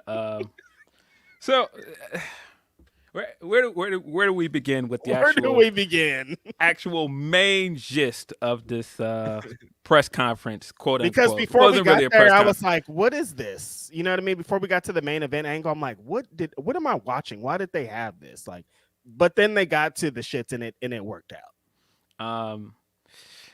Yeah, so we opened this with Seth Rollins opened the segment. He came out and he did his usual "I am a visionary, I am a revolutionary" Seth freaking Rollins bit, and the crowd chanted with him, and he said, "Yeah, seemed like a pretty big pop to me. Got some of his shit off." And then he called for Cody to come out because he thought Cody was going to challenge him. I mean, that is the rightful logical conclusion to come to because he seemingly handed over his match to The Rock last week on SmackDown. Right. But instead, Tribal Chief comes out. He throws some more jabs. They have it back and forth. That stuff is fine. I've been continuing to say that all of this has proven my point from 2 years ago that they should have done Roman versus Rollins back in Dallas. I think they missed the opportunity. And I think they should do that match at WrestleMania eventually. It's definitely not happening this year, but I feel like Roman versus Rollins should happen at WrestleMania. I honestly thought there was probably like 6 or 7 months where I was like, oh, Rollins and Roman at WrestleMania 40 actually makes a lot of sense. It's WrestleMania 40. It's a big number. We've been telling this story for fucking 10 years at this point. Like, there's all these kind of situations. Like, for a while there, I thought that was going to be the match. It didn't come to fruition, but yeah, I agree. I think that one of these WrestleMania, however many more we got of Roman, like one of these has to be Rollins. Yeah, we had to listen to Roman's entire music, which is funny for another reason that I'll get into later. Roman's entire music went off. He comes in and he does the usual stuff. Rollins looks straight at him and goes, "Hey, came to work today, guys." And as usual, Roman had no good response to that. He kind of tried to distract people and go, "Hey, man, look at your shoes, though." Like, nah, that didn't really, that didn't. Not to look at your shoes, not when you're getting destroyed. You can't come with one of those. Like, what are the? No, you get destroyed, bro. You don't come to work, bro. Like, come on. Like, I feel you. Nobody want to come to work, but said, no, what are those though? No, you're not distracting us, bro. We remember you don't come to work. That don't work. Yeah, no. So he did his usual back and forth with him, and then he proceeded to say that I am picking my challenger, and it's going to be The Rock. Rock came out, and, man, I have to give The Rock a lot of credit, man, because coming into this week, I was like, I don't know, man. Does this guy still got it, man? Like, because we saw the promos he's cut before this. Not the best. Not really for me. Yeah. The gender thing, I know people were into it in the crowd. Not really for me. That callback shit. The call and response stuff. Call and response, I hate that shit. I think you got to be in the crowd to really enjoy it. Being at home and watching him do the call and response thing, meh. But he started off the day hot. He was on the Pat McAfee day show, and that's when he started the Cody Crybaby stuff. And the kind of mini promo he did on there was hilarious. Of course, that went viral. It was everywhere. He said The Rock says was in there. I was hyped. I know I was standing up. Like, you know what I mean? I was like, oh no, he's in his bag. He's got to finish the story. He's got to finish the story. Hilarious. I'm like, oh no, this is 1998 again. We're in our bag, baby. Yeah, nah, that felt like a Rock promo, and I was like, no, he might be still cooking. So I was like, we'll see. Comes out and guy doesn't have on a shirt. He comes out with the big tank top with the gold chain. You know who he's looking like Dominic Toretto. He's looking like his homeboy Vin Diesel coming out here. He had to represent. Very, very big man. Like even on TV, I was like, this guy is a big very big man. Yeah, big guy. And so he gets into his spiel, gets into a PowerPoint, which is not what I expected. Hey man, when he set us up for a Phil, I was like, where is this going? And then it got to it, and I was like, oh, okay. That is now turned into the take a look meme, which is everywhere now, of people like now putting stuff behind him. But he got into his stuff and was like, why the Roman versus Rock is the bigger match, why that is the big match. He did his he put the Anoa'i family tree up there, which looked pretty impressive. Had some really good Easter eggs on there. Jacob Fatu was on there. Trinity was on there. It was a nice little moment. But the best part of all of it is he was saying, now when you look at this, you see that there is only one dominant, powerful royal family in professional wrestling. And I was like, oh man, he's getting them shots in. Finished that up, and he was like, yeah, that's right. WrestleMania 40, it will be Tribal Chief versus the People's Champion. Big boos when he said People's Champion, because of course you're not the People's Champion anymore. You're now part of the office. You're the man. Yeah. You're on the board of directors. You're corporate. You're not the people anymore. This sounds familiar. I've heard this before. DX, corporate authority. Okay, yeah. Continue. Sounds very familiar. So I thought all of the stuff he was doing for Heat in those moments, I thought all of that stuff was good. I thought Rock did a very good job of pivoting this week, knowing he was going to get booed and leaning into the boos. I thought that was the right move. And he played it up great when he brought the Cody Crybabies thing back around, and he's like, "Ladies and gentlemen, I want to introduce the Cody Crybabies." And since there was a straight face, nothing at all, and just get straight booed, hilarious. No, it was great because after the Pat McAfee interview, he was like, "You guys are a bunch of Cody Crybabies," and then it got viral, and a bunch of people started crying. I was like, "Wait, you guys are doing exactly what he said." Yeah, people started hashtagging it. Look, The Rock is The Rock, man. He got his shit off, and it worked. So he did all of that, and then all of a sudden, we get Cody tapping the microphone. We don't hear Cody's music, which was no an interesting theme. I thought that was super interesting too, Phil. I didn't understand why we didn't get that because that song goes crazy every time. So, because I've seen people say that Cody didn't get the pop he expected, but I was like, but I don't think we knew it was Cody at first because we just heard him tapping the mic and walking on screen. And I was like, why they did that. If they would have hit his music, I do think he would got a big pop when he walked out. But whatever, he walked out and he he walked out there tapping his mic. He's like, nah, this is bullshit. You don't get to decide who challenges you at WrestleMania. I do. I won the Royal Rumble. It's everything we wanted him to say a week ago. And why did he say it last week though? We're just gonna act like that didn't happen. I guess we're just gonna retcon that within a week. And he officially challenged Roman Reigns to a match at WrestleMania in the main event. He made sure to say in the main event. I thought all of that stuff worked. I saw also people saying that he didn't get the reaction people expected when he challenged Roman. What did you think of the pop? Because I thought it was fine, but I understood what happened. I think you made the right point. If he would have got the theme, that people know what Cody's voice is, but in the moment, the situation, The Rock's there. You like, who's this? You like, it takes a little bit to form, and then you see him, and it's reaction. If he would have got the song and walked out there like this is Cody Rhodes coming out, the pop would have been different.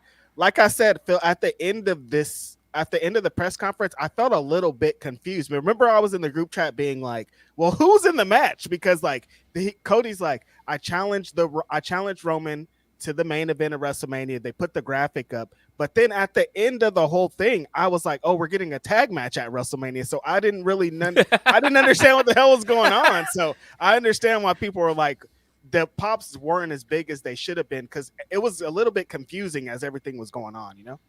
Yeah.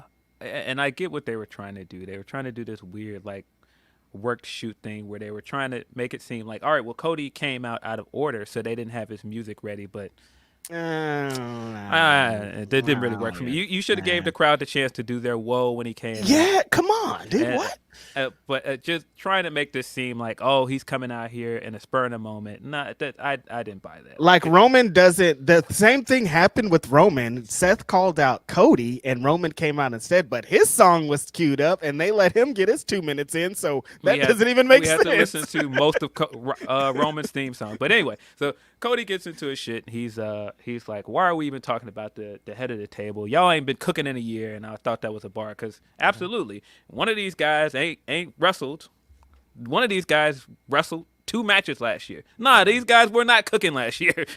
So absolutely, he was right about that. And then he took it a little bit too far, because he said, if your grandfather was here and your grandfather as soon as he said grandfather, I was like, oh, that's not a good sign. I've seen Young Rock, and he's very upset about his family. He built up that line. He put a lot of stank on it. He was like, if your grandfather was here and your grandfather is here, they would be ashamed of you. And I seen they did the dramatic zoom in on Roman's face, and this is when I was out of it. Like, don't get me wrong, all of this was entertaining, and I was like, okay, I see what this is. This is all ridiculous soap opera. This is not supposed to be taken seriously. No. It's supposed to be over the top and campy. This is wacky. And I thought that this was hilarious. The way that it zoomed in on Roman's face, and he had like that like stoic look on his face, like, what do you mean? Hilarious. Then we get Rock slowly drifting into the scene. Why did he slow walk like that? Hilarious. I just saw fucking walking like gravity to get in here. Slowly drifts into the screen, and he's just like, wait a minute. When you talk about his family, you're talking about my family. When you talk about his blood, you're talking about my blood. And that leads to Rock slapping this man. And it looked like he really slapped him. No, he slapped the taste out of his mouth. He slapped this guy good. He stumbled. Now, of course, as we mentioned this entire time, Rollins has been on stage for the entirety of this 20-minute go back and forth. At certain points, you can see Rollins in the background, and he was just kind of looking around like, what am I doing here? One of the funniest things, if you go back and look at it, when Rock brings up the graphic of the family tree, you can see Rollins looking down like, oh, my God, man. Why am I here? What is this? Why am I here? Very, very funny. Rollins wandering around, and then also all of these shots are being thrown at him, and he can't respond because he's not even in the picture. He's off in his corner. Like, at one point, Roman was like, no, you go over there in the loser bracket with that other green dummy over there. And he can't even respond. Bro, he's been trashing your title, trashing you the whole time. He can't really say anything. So, you know what? Not for nothing, though, Phil. At the end of this, I felt like there were 2 little bros, honestly, because when Rock, look at this whole situation. Cody started talking shit about grandpas, and look who stepped up and slapped Cody Rhodes. Roman was sitting there looking like a damn idiot, like shocked, and Rock stepped up. Throughout the whole, at the end of this, Roman looked like the Rock's little bro. He didn't look like the head of the table. Like the whole time he's standing off to the side, he's letting the Rock handle business. He looks like little bro. You don't look like the head of the table. You don't look like this is what it is. You let the Rock handle the whole thing. In the back when they talk to Triple H, the Rock's handling. I'm like, wait a second, what's going on here? All of that was intentional, and I thought that was actually very good storytelling, because this is the first time in almost 4 years in Roman establishing the head of the table character where he's been on screen with a family member that is a bigger star than them, and he wields more power in their family and in the organization because he's a board of director. So it's like, yeah, if you follow his character for the past 3 years, it's in character for him to follow tradition and follow what the ancestors are saying. And it's because of that, yeah, I'm supposed to follow him. In terms of pecking order, The Rock has more power than I do. And that came across very well here. I thought The Rock came off really well in a heel turn. And make no mistake about it, guys. This was a heel turn. Oh, facts. You slapped Cody Rhodes. You can't. That's not a babyface thing to do. That's the biggest babyface of the company, and you slapped him. Yeah, no, that's a heel turn. Yeah, I thought the execution of all this stuff with Rock and Roman was good, and I thought that this made Roman more interesting because it added a different dynamic to his character that we haven't seen since he started doing this. But yeah, Rollins sitting in the corner all this time. So then when Cody slaps him, and when Cody gets slapped, the first person that jumps in Rock's face is Rollins. It's and Rollins. I was like, well, wait a minute. That doesn't really make sense because you hate Cody. You hate Cody. You've been in this heated rivalry with him. You've been trying to get him to challenge for your belt. Just on Monday, Drew got his shit off being like, this fool beat you 3 times. Why are you over here defending him now? So it took me a minute because I've watched this a few times and I've dissected a bunch of things about it. Because if you want to just watch the 20-minute segment without having to watch the entire kickoff show, it is on WWE's YouTube channel. So I've watched it a few times, and I picked up on something the second time I watched it. Rollins, when he jumps in, he says very specific things.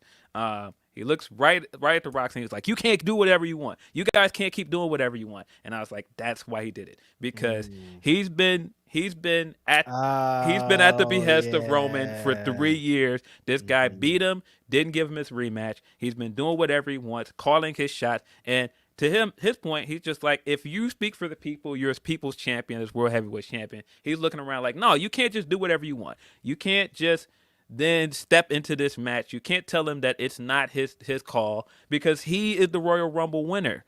And so, it also is storytelling because they're obviously playing off the authority thing that was happening. Yes. And when the authority was in power, like Rollins was the guy for Triple H. So it's also telling that another story of like, you can't do this thing that I did before.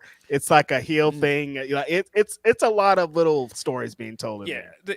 And not for nothing, I do think that Rollins came off looking really bad here because he was very much wasted in this segment. He was just standing off. Don't forget that. He looked bad. He was standing off in the corner for most of this thing, and it just he was standing off in the corner doing nothing most of the time. And then they were throwing jabs at the guy. He couldn't respond. He just had to say nothing. He just had to stand in the corner and be the Roman whipping said, boy. "Stand over there with the number 2s, bro." And Rollins was just like, he can't even respond to that, man. Couldn't say anything, but I did think he got some good bars off at the end that weren't on mic. And again, if you had to watch it and really pay attention to stuff he was saying when he was getting pulled apart from everybody else and he was walking away, that guy got some bars off. So what you're saying is he wasn't fighting for Cody Rhodes; he was just kind of fighting for the system, for everybody. Yeah, I think his point was that these two guys cannot do whatever they want. You can't just come in now with a board of director and decide you guys get the WrestleMania main event because you guys run this place. You guys don't run this place. Yeah. This guy was the Royal Rumble winner. He picks his challenger. You don't get to pick your challenger. And that was kind of his point. But so when all this stuff is happening, Rock at one point looks straight at Rollins and goes, "Man, talk about our family again." He's just completely ignoring it. Looks right at Roman, and Roman starts talking trash again. And he looks Roman in the eye and goes, "I'll beat you any day of the week. I do it every single time." And I was like, damn, can't say nothing to that because he has beat you every time that it matters. And I was like, why didn't you just let this man say that on the microphone? Because that is the point. You have not beat this guy. You've been shook and afraid of this guy for 2 years. Exactly. So Phil, exactly what I was saying coming into this, at the end of this, I felt like a tag match. Rollins is getting, it felt like it was going to be Rollins and Cody against Rock and Roman at the end of this, because Rollins comes in defending Cody. He comes in talking about, you guys can't do this. Cody won the championship or won the Royal Rumble. I'm the champ. You guys can't have this authority over. I'm like, oh, they're setting up for title match or a tag match at this show. And then people are like, well, are they going to do one night of the tag match and then the next night of Roman and Cody? And I'm like, are you into did you leave this thinking that Roman's going to work twice at WrestleMania? Because I'm like, what? So this is the other funny thing about all this. I think it's very funny that in WWE fashion, they had to answer questions after a They have to very answer the questions of they were supposed to answer questions on the show. Why are you answering more questions? yeah. So you came into this kickoff show having to answer questions off a very unpopular decision on Friday night, and they was like, "Oh, don't worry about it. Thursday you'll get the answers you're looking for." We came out of Thursday with more questions, and I was just like even afterwards, I was like, "So wait, is Cody versus Roman the match?" I know. Yes, I was like, wait, I'm confused. They showed the graphic, but is that the match? Because I'm thinking they're gonna do this tag match. I'm confused. Yeah, very much confused by that. But we got the announcement right afterwards. Triple H tweeted out that keep wanting to say Rock. Roman versus Cody is official. It is the WrestleMania main event. They also announced that again on SmackDown. It is the main event. But that was not clear. I did think they did something very smart. But again, you had to be paying attention during this kickoff show that when The Rock was coming out doing his spiel and saying why this is the biggest match in WrestleMania history, on the sides of the main screen, it had Rock and Roman. So it was basically saying Rock Roman is the match. When Cody came out and declared that he was going to choose Roman, it changed to Cody versus Roman.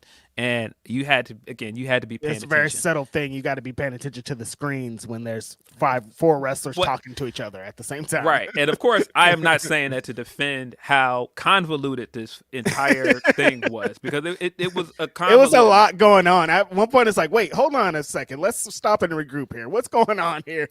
Are the Rock and Roman's friends now? Because like they came into this not being friends, and then like 3 minutes in, they're friends. I'm like, all right, I'm confused. I don't know, man. Yeah, but so afterwards, we got some interesting things out of this. Rock and Roman are on the same side now. They're friends.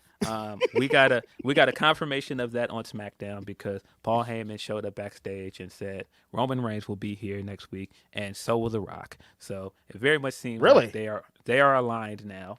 So People's Champ's going to be on SmackDown next week. Yeah, seems like Rock and Roman are aligned. Wow, but I don't know what that means. I don't know if that means we're getting this tag match. I do think the tag match is a smart idea. I don't think that that's a pay-per-view match though. I think that's a TV match. I think Rock and Roman Reigns. Rock and Roman Reigns versus Seth Rollins and Cody Rhodes does not feel like a pay. Well, no. What if we do it on Elimination Chamber? Is Rollins going to be healthy by then?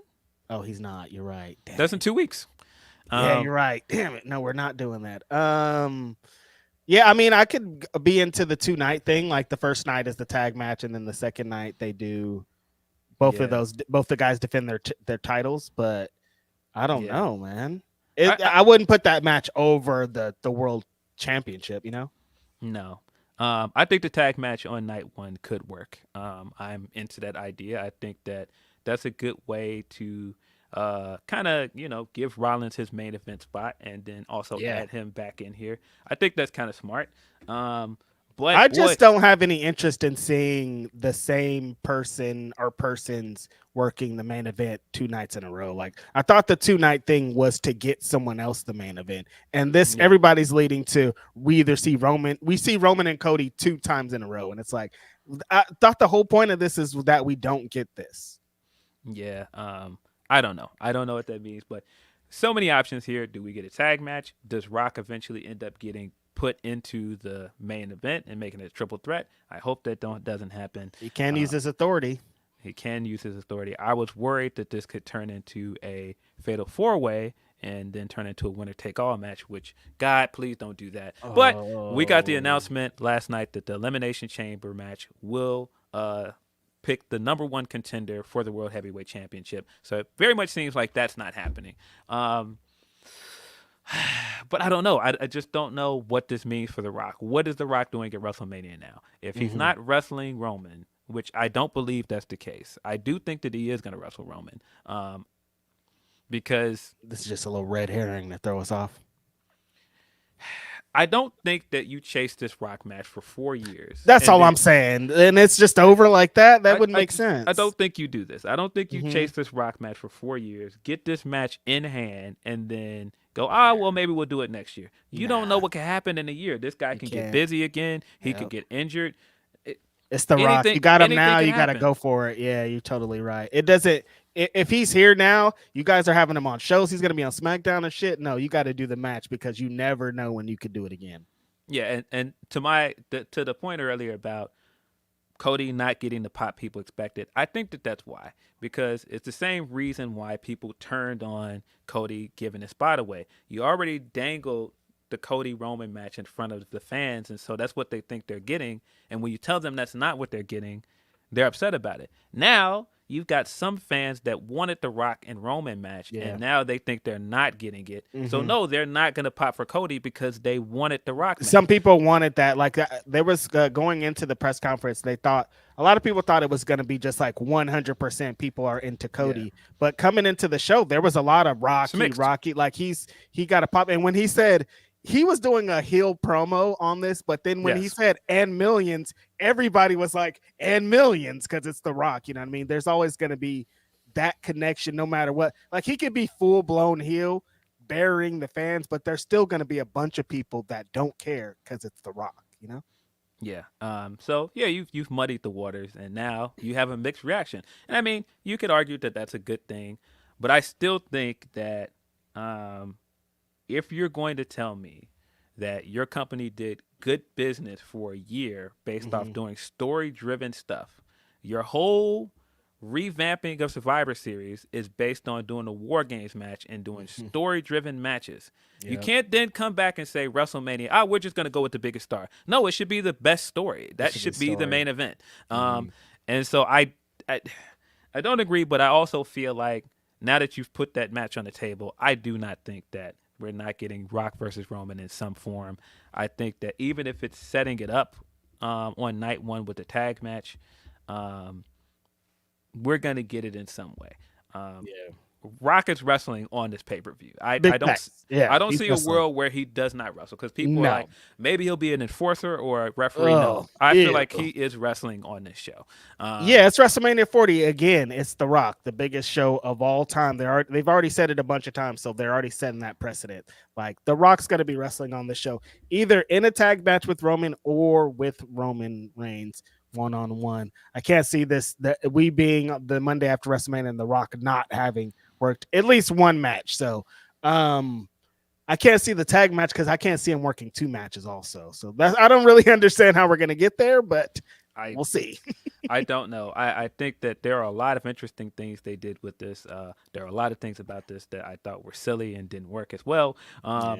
But it did get people talking. So it did. I mean, a lot of people were very excited about this. Like I said, coming out of this, there were a bunch of people like, this is how you do it. This is blah, blah, blah. They're back, blah, blah, blah, all this stuff. So I'm like, I understand why.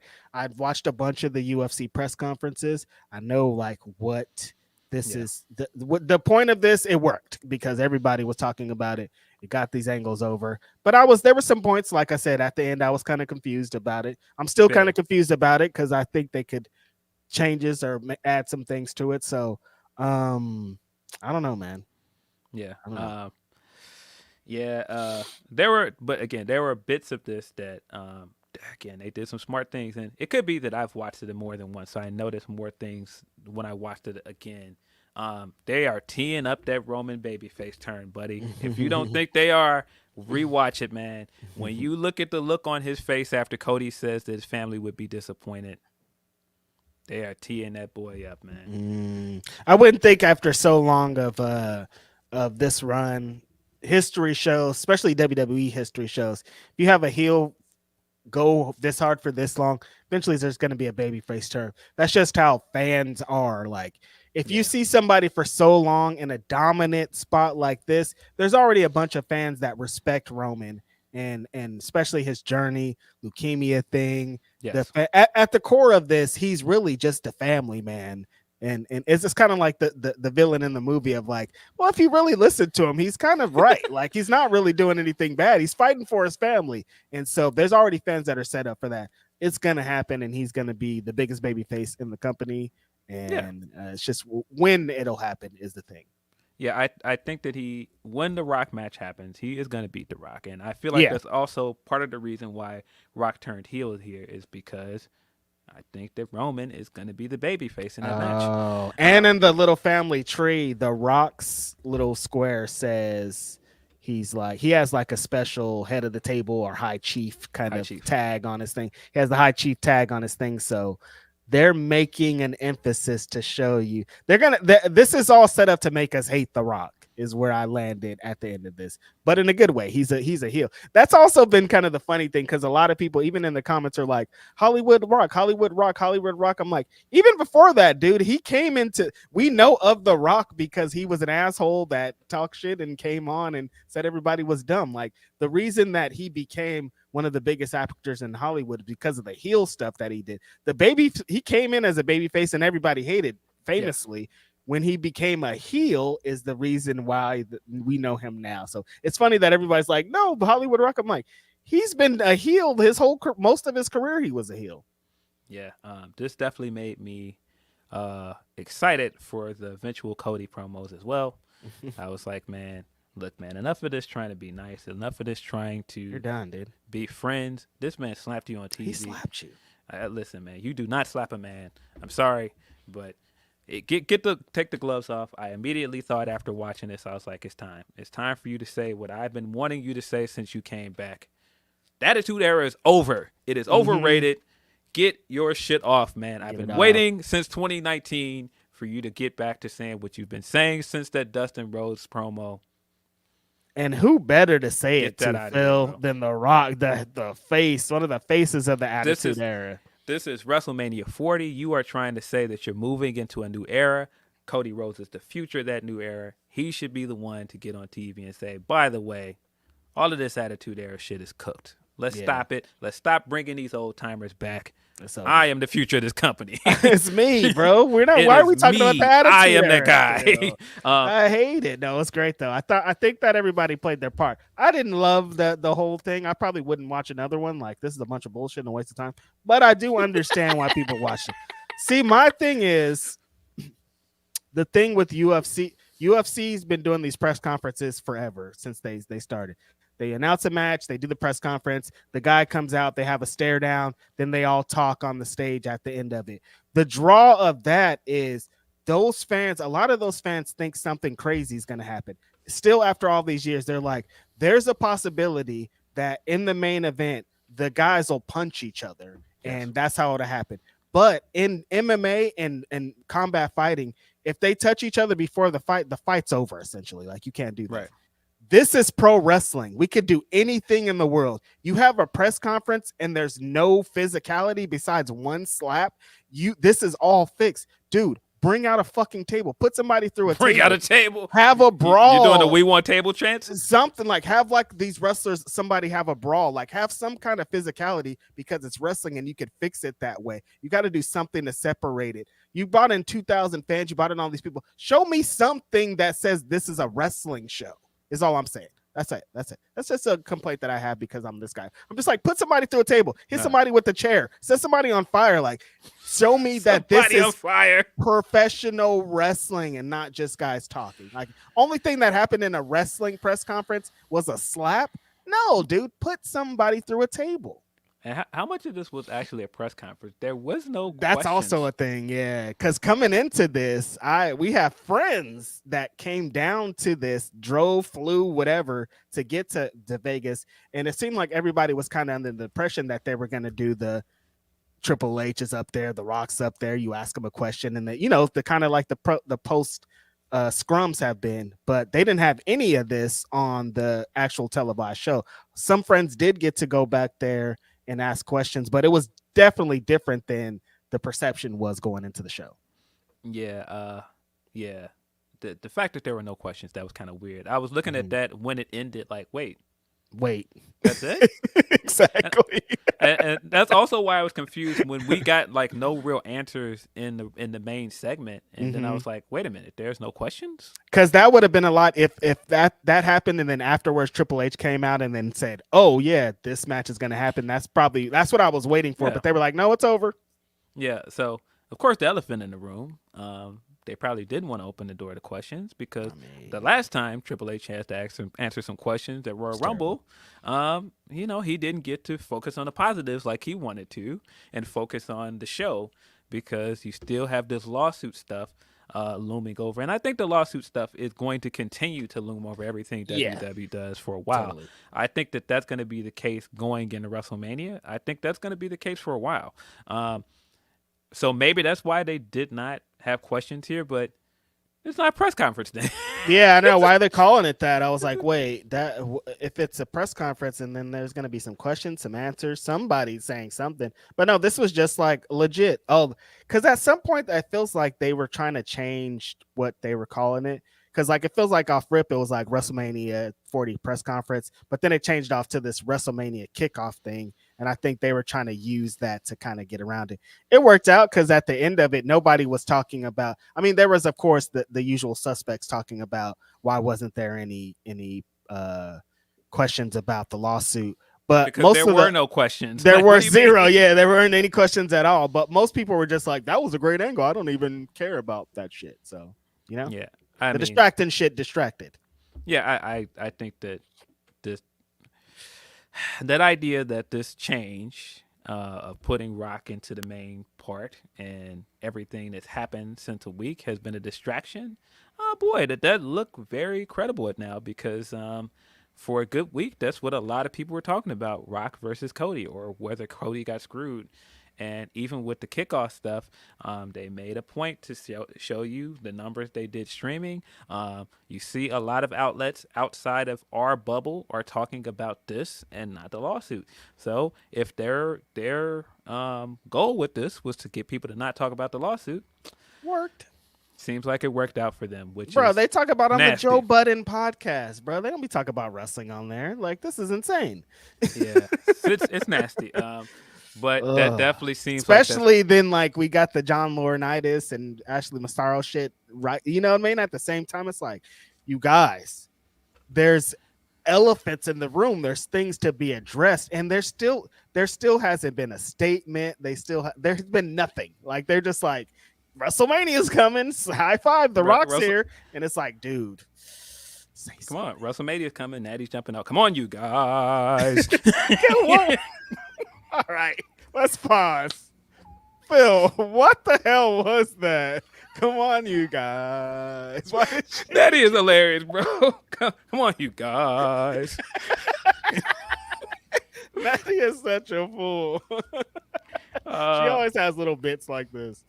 Oh, man. But yeah, the distraction tactic works like gangbusters. Everybody was in on it. It needs to be addressed. It's still, we're going to come on this podcast every week for the fucking rest of the time, it feels like, and say how awful things are coming out of this lawsuit story. And one day they're going to have to say something about it. But yeah, they did their job. They got people's minds off something. They could have, well, nobody knows about the pivot on what was real, what was originally booked, and what happened. But it all worked out because there were people talking about boycotts, there were people talking about hijacking, there are people talking about all this. But I'm like, that's not how hijacking a show works. Hijacking a show isn't you only boo the things that you're upset. Like, they were cheering everything else, but then The Rock comes, they boo it. That's not how the hijack. Like, if you're hijacking a show, we don't want none of this shit, dude. We only want Cody Rhodes. That's how hijacking a show works. Hijacking a show isn't we like everything else, we just don't like this one thing. I was like, this is also funny. And again, it showed me on Monday that WWE's executed exactly what they needed to. These fans are conditioned that no matter what, they could do whatever they want, but any kind of sleight of hand, anything to distract them is going to get them right back. It's not like in 2014 when Bryan Danielson was doing his thing. It's way different than that. It's like a different set of fans, a different mind state, a different thing. So I'm not surprised by any of the distraction things. I'm not surprised by people being like, things seeming like old news that are brand new news. It's just kind of unfortunate. And I'm sure some people will be like, oh, well, you just had to let it play out like we talked about earlier. But I think it's pretty clear that they pivoted. And the main... let it play out. the main clue that they pivoted is the fact that they do not talk about what happened last week on Friday. They have just basically moved away from that promo and that segment at all. Like, they don't talk about that at all. Like, they've just, like, when they played the stuff for SmackDown this week, they played everything from the kickoff show. They played Cody challenging Roman from there. They did not talk about anything that happened on the prior SmackDown. I think that is your telltale sign that this was a pivot. Exactly.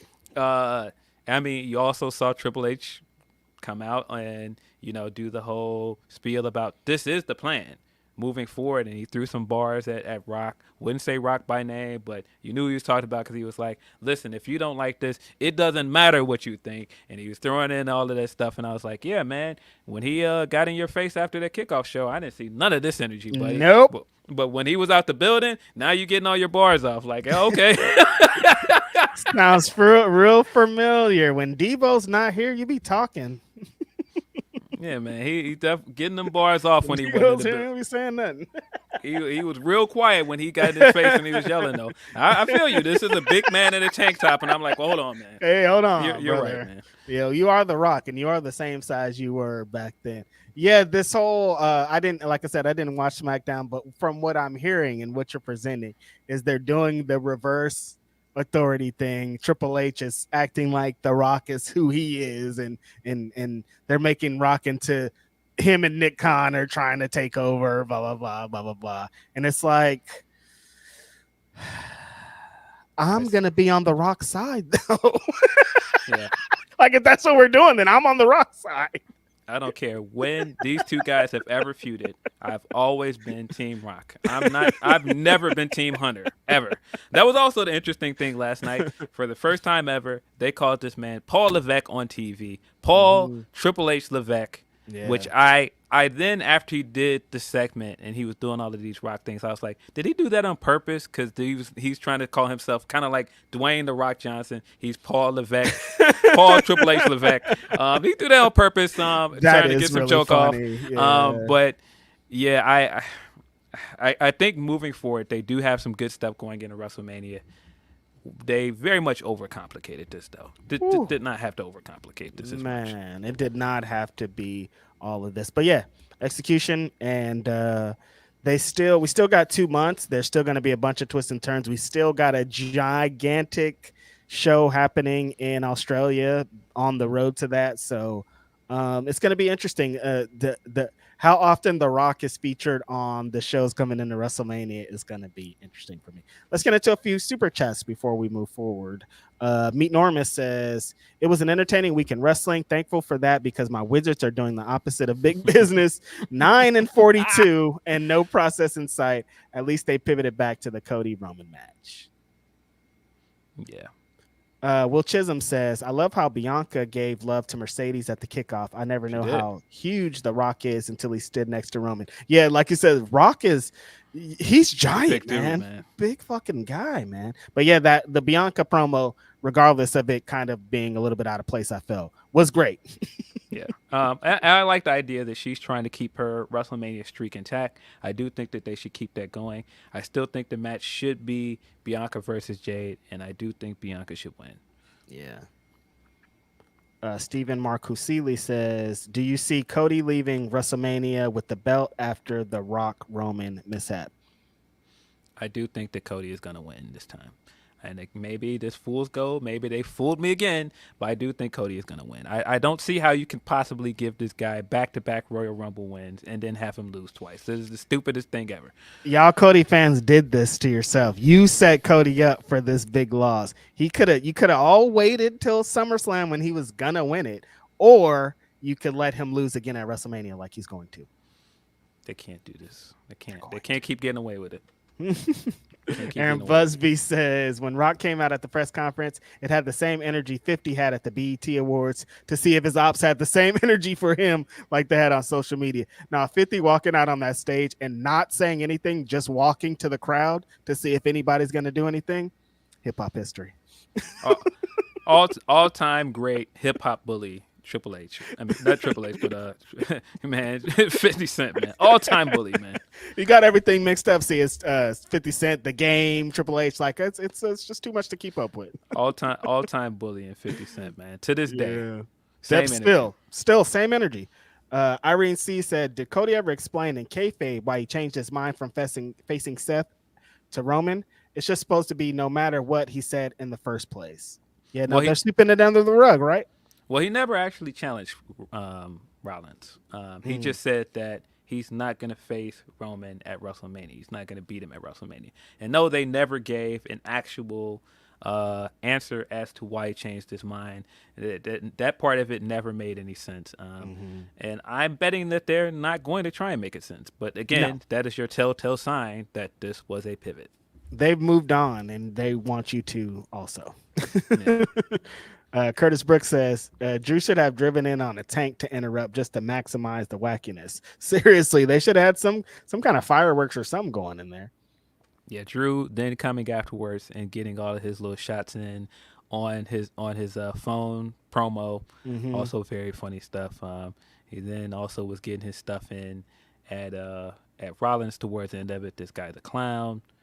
He does not represent us. You let them talk about your championship and your locker room, and you did nothing. And I was like, that's cool and all, but you still can't beat this guy. You've lost to him 2 times. Alan Jeanette says, love the show. Does this mean a Rock versus Cody at Elimination Chamber with Roman and Seth at their respective corners? No. Rock versus Cody 1-on-1? I wouldn't think so. No, I mean, but coming out of the press conference, a lot of people were like, we're more interested in seeing these guys go 1-on-1. So, I mean, not for nothing.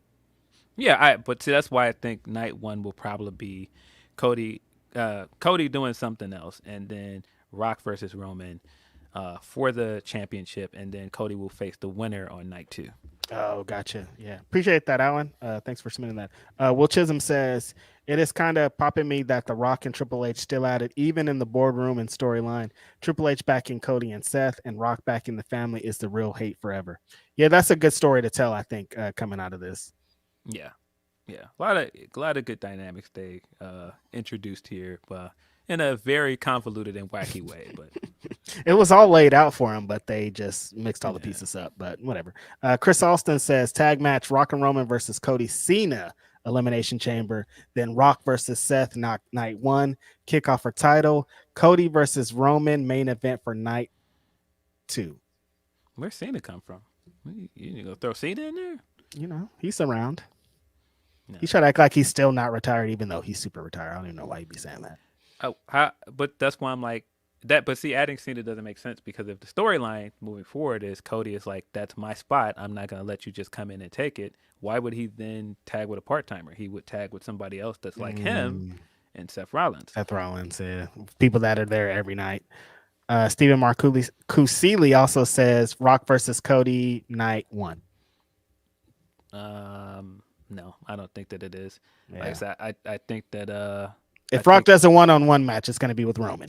I think the Rock Roman match is going to be night 1, and then probably Cody facing the winner, if all. I don't think they should do the triple threat match, but it's a possibility. Right. And then Shottown Spurs says corporate Triple H as a face is some nasty, nasty business. Yeah, if there's any time to maybe not be cutting a promo touting how great everything is, probably now. Yeah, it was very awkward listening to that crowd cheer Triple H last night, but you know, I seen what he did. I seen it. I seen what he did. I mean, getting into lawsuit stuff and they're not really naming any names, but it's like it's looking crazy. Is all I'm saying. Triple H. Yeah, look, man. You know, like I can't put no names to nothing, but it's looking like it. You know. Yeah, that's looking away. It's definitely looking away. Into some humper chats from Tyrone Kid. He says, "What's up, Graps? I should have known after tasting his Blanca tequila not to trust Rock." Wait a minute. Why is tequila get caught astray? Yeah, Terramana's all right. It's all right. But he says, I should have known after tasting his Blanco tequila not to trust Rocky with this storyline. If it's the W to tag or triple threat match for WrestleMania, this story is a mess. On a lighter note, to quote Uncle Luke, who that hoochie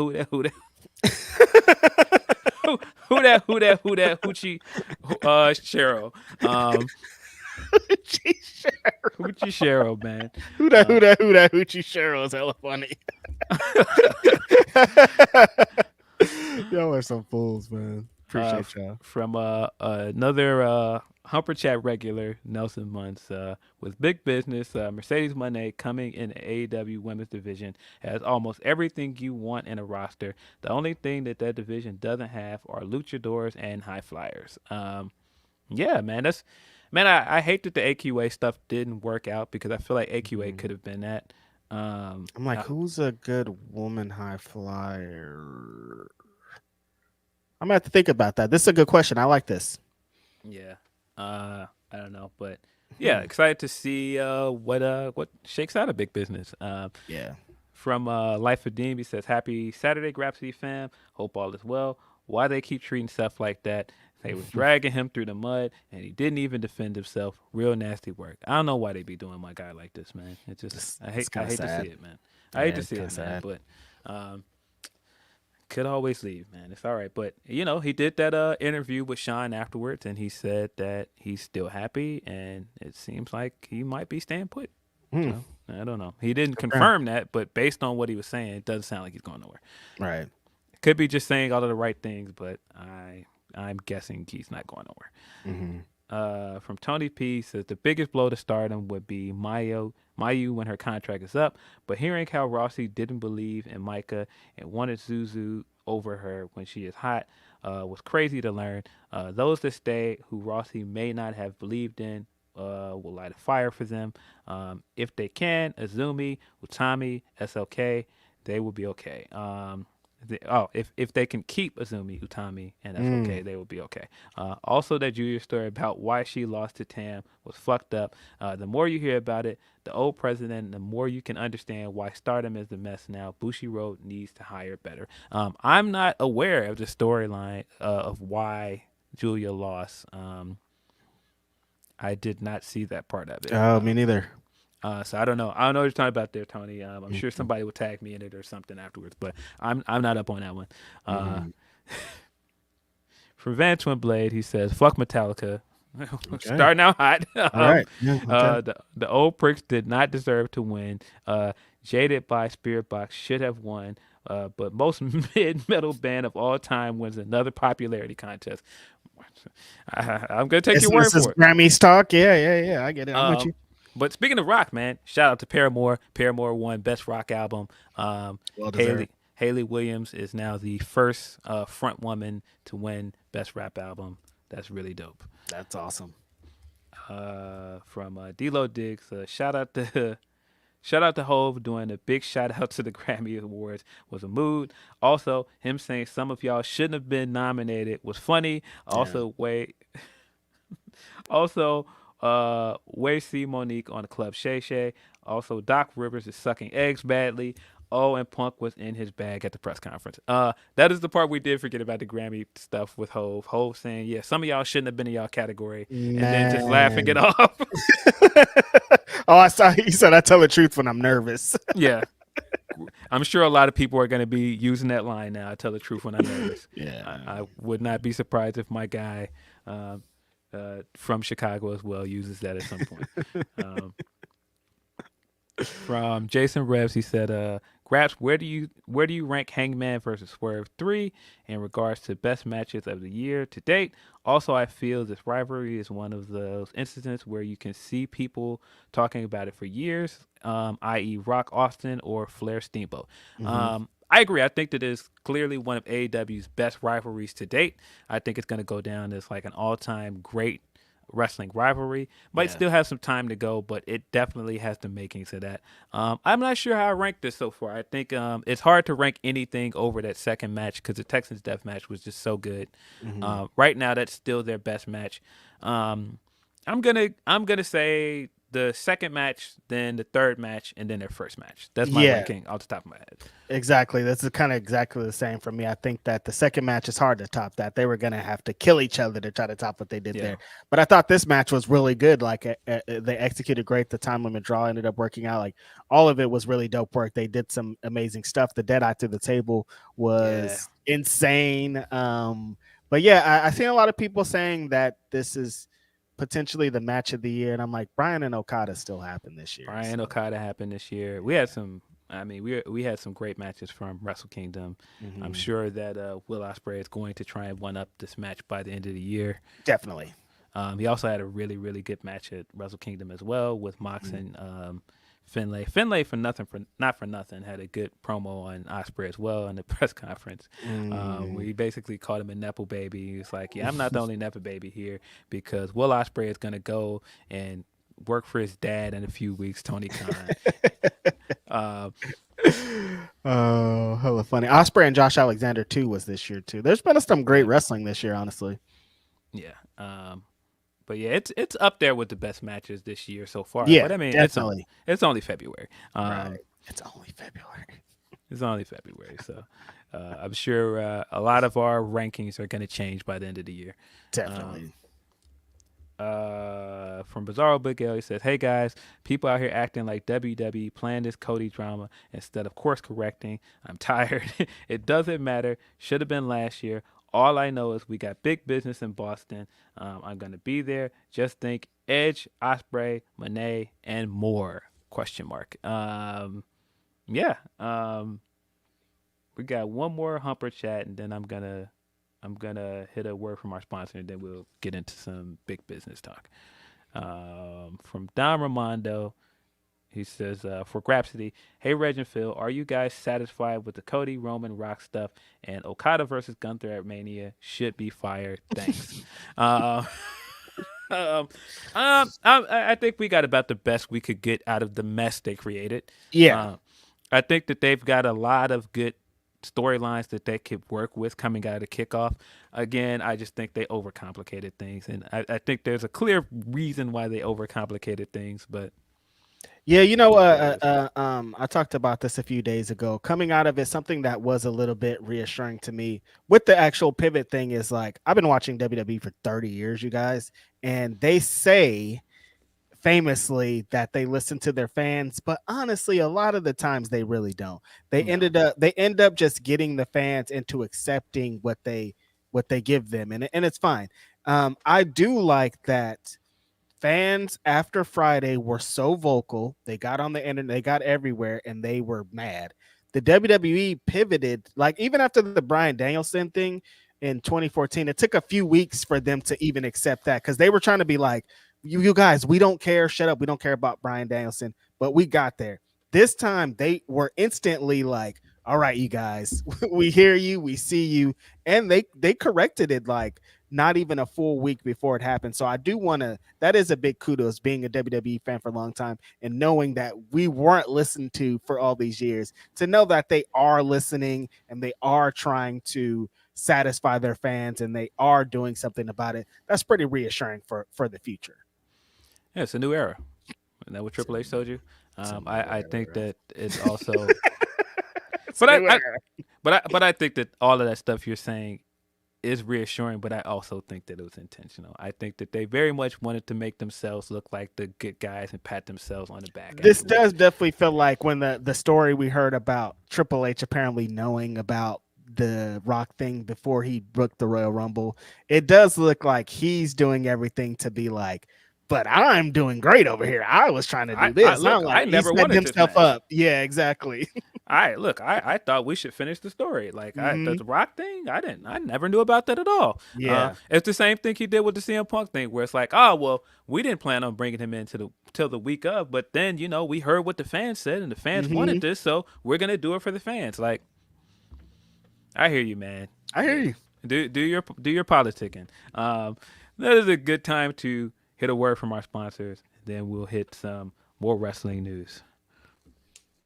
Hey guys, I'm here to tell you about betonline.ag, the official betting partner of Fightful. It's not just an online platform. They've been trusted for over 25 years. They boast a focus on the player approach and have built their reputation on offering their clients nothing but the best. From cutting-edge technology to enticing promotions and the latest sports betting odds. Whether it be wrestling, MMA, boxing, or football, baseball, basketball, or racing, anything you can think of.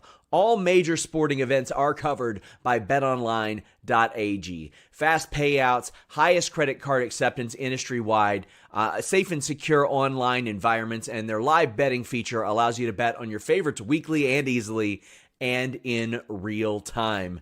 BetOnline.ag.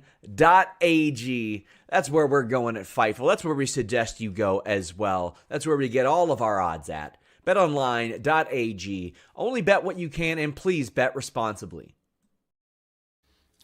BetOnline AG is where you can find your odds on whether Cody will finish the story at WrestleMania. Now, I'm sure. Please bet responsibly. We got some more firing news coming out of this week. What of course, the hell is happening this week? I am, of course, not snickering at the idea that someone lost their job, because that's awful. But just everything around this is just completely ridiculous. And, of course, I'm speaking about TNA fired Scott D'Amore this week. And the way they announced it was so strange. They didn't announce his firing. They announced his replacement.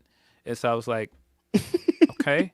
Like it was like they treated it like his replacement was the main story, and then like somewhere in like the third paragraph in the press release they put out, then they talked about letting Scott D'Amore go and like what he meant for the company, and I was just like, it was like all this like 3 paragraphs of the new guy, and then it was like one sentence of like, oh yeah, and Scott D'Amore's contract is terminated. It was like, wait, we want to hear more about that though. Yeah, and so I was looking in there, and I was like, all right, but what happened to Scott though? Because you this guy has been with this company for over 20 years. You've just started this rebrand with TNA, and he was front center for this entire thing. So what happened?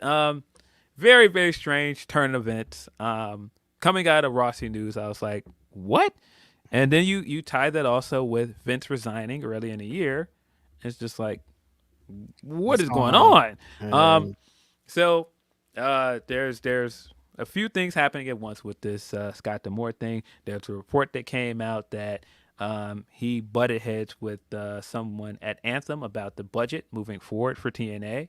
And there was some talk about him potentially buying TNA as well. That he went to them and said that he had backing and he wanted to buy the company, and they rejected him.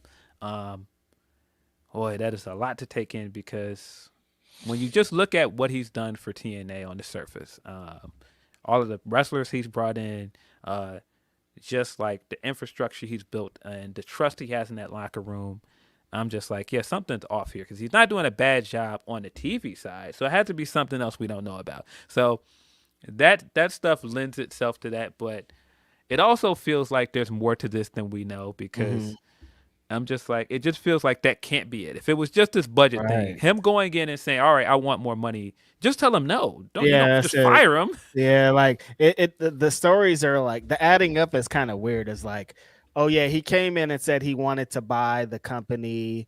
There's another story that he wanted to bring in Braun Strowman, and they told him they didn't have enough money. You didn't read this? Yeah, No.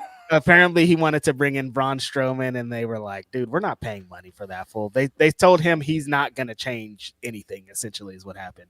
And so we keep hearing these stories about, it seems like a lot of money things, and like, I know how crazy money is, but like, if you can't afford them, just telling them no. But like the wording and all of that is what's weird, because they said terminated, his contract was terminated. Like, it wasn't like that wording seems different than like what they're leading on, you know what I mean? Terminated is like, you're out of here, dude. You're fired. You did something crazy. But I mean, it could just be, I don't know, honestly. Like, when I heard the story initially, I was like, wait, this doesn't make any sense. After it kind of came out, the public outcry from all the wrestlers being like, we love Scott. I wouldn't be here if it wasn't for Scott. TNA is back for Scott. I was like, this doesn't add up. If everybody on this side is looking like they love this, they love Scott, they're into this, they're so happy at the place that TNA is now, and then out of nowhere he's gone, what happened here? Yeah, that's why I'm saying this is very, very strange. Like, when I saw that news pop up on my timeline, I was like, wait, what? And apparently he knew coming into this week. He's known for some time. That's also what the report says. Which is also wild.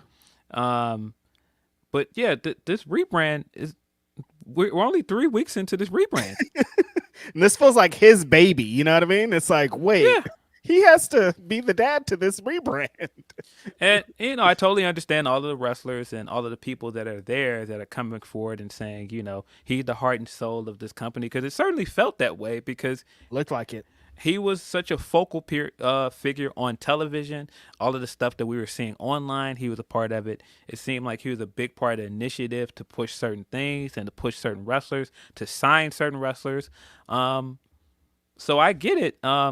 Very confusing. Of course, this also brought back up the investigation stuff that was going on a while ago. And that's why I'm kind of like, this is strange. Now, I'm not going to sit here and say that the investigation has anything to do with why he's fired. But because that's public knowledge, it's hard to just act like, all right, there's nothing salacious going on here. Exactly. Because the investigation stuff came out, and there are some, boy, do your Googles on this, kids. There is some there's some very fishy stuff in connection to this investigation. Of course, the investigation is linked to sexual harassment and Don Callis, and I don't know what to make of it. I saw a lot of people that were rushing to his defense, and I was just like, ugh. I can't. I need to know. I need to know. I have to know the whole story now. I need to know the whole story first before we jump to his defense, because we've been burned a few times by this, where we'll just like, oh, but he was doing a great job, and he was doing a great job, and people want to do their tributes and all of this stuff, but then I've been burned. I can't anymore. It started in 2007 when they did a fucking tribute episode to Chris Benoit, and I was like talking to my friend and be like, this guy's the great, blah, blah, blah. And then like 3 hours later being like, oh my God, I can't anymore. Like I got to hear their full story first. We got to be a little bit careful. And I mean, that's not to say that he's done anything. That's not said that I don't know anything at all. I didn't mean to make the comparison to Benoit. I'm just saying how the situation is. I don't know anything at all about Scott D'Amore. I was shocked as everybody else was when this story came out. So, right. So yeah, I don't know that he's done anything, but I just think the timing of him getting let go, the way they're treating this like it's not a big deal, it's bizarre. They're treating it like it's not a big deal, huh? Why is it so weird? It's like, oh yeah, and Scott's gone too, and we're like, wait, what? Hold on, Scott's gone. Where did he go? Yeah, like I said, when they put that press release out, it wasn't a press release to announce that he was let go. It was a press release to announce his replacement. And then also in there, Scott's contract was terminated. It's like, well, why? Like, what happened? And please tell us why. This isn't like some little thing, like some guy like, oh no, we let the janitor. No, you let the face of the business and development side of this company go, and without an explanation. And like you said, we're 3 weeks into this reboot. We thought we were off to the races. Like things were changing over here, and now the guy leading the way's gone. And the way that they said that essentially the company was in a Zoom meeting, and the wrestlers are there in this Zoom meeting, and they're just like, oh yeah, Scott's gone because this guy's replacing him. And they're like, what do you mean he's gone? So they're kind of in the same boat that we were, of like, oh, they got a new leader and Scott's gone. And you're like, wait, what about Scott though? I want to hear about that. I don't want to. It's cool we have a new leader, but this sounds wild, especially with like, it seemed like morale was pretty high coming out of the reboot, coming out of that pay-per-view. Like it seemed like they were in a good position, and this can't be good for their morale. This is pretty, honestly, it feels ironic that they went back to TNA and then a TNA thing happened. It was like, damn, like, fuck, man. Pretty unfortunate. Because this is pretty TNA. Yeah, because we keep hearing about how, how enthusiastic that locker room was. And, you hear good things about the locker room over there a lot. You hear good things about the morale over there a lot. And it seems like, for the most part, that Scott was a good person to work with. You didn't hear, like, all of these stories about him. And so, yeah, this just feels like it just came out of nowhere. And, Confused. I mean, even if you knew about the investigation stuff, because the investigation stuff is public knowledge, that was far enough away where it doesn't feel like that had anything to do with we're this. Past that. I didn't think that was, I'm not saying we are past that, but that's what it felt like for the company and that's for the brand. Yeah, it just feels like the timing is kind of bizarre. Like, Yeah. why now? What happened? If it's just What like the hell happened, you guys? This is and weird. that's why I'm like, if it's just the budget stuff, that doesn't make sense. If it's just the budget stuff, that seems incredibly short sighted. Yeah.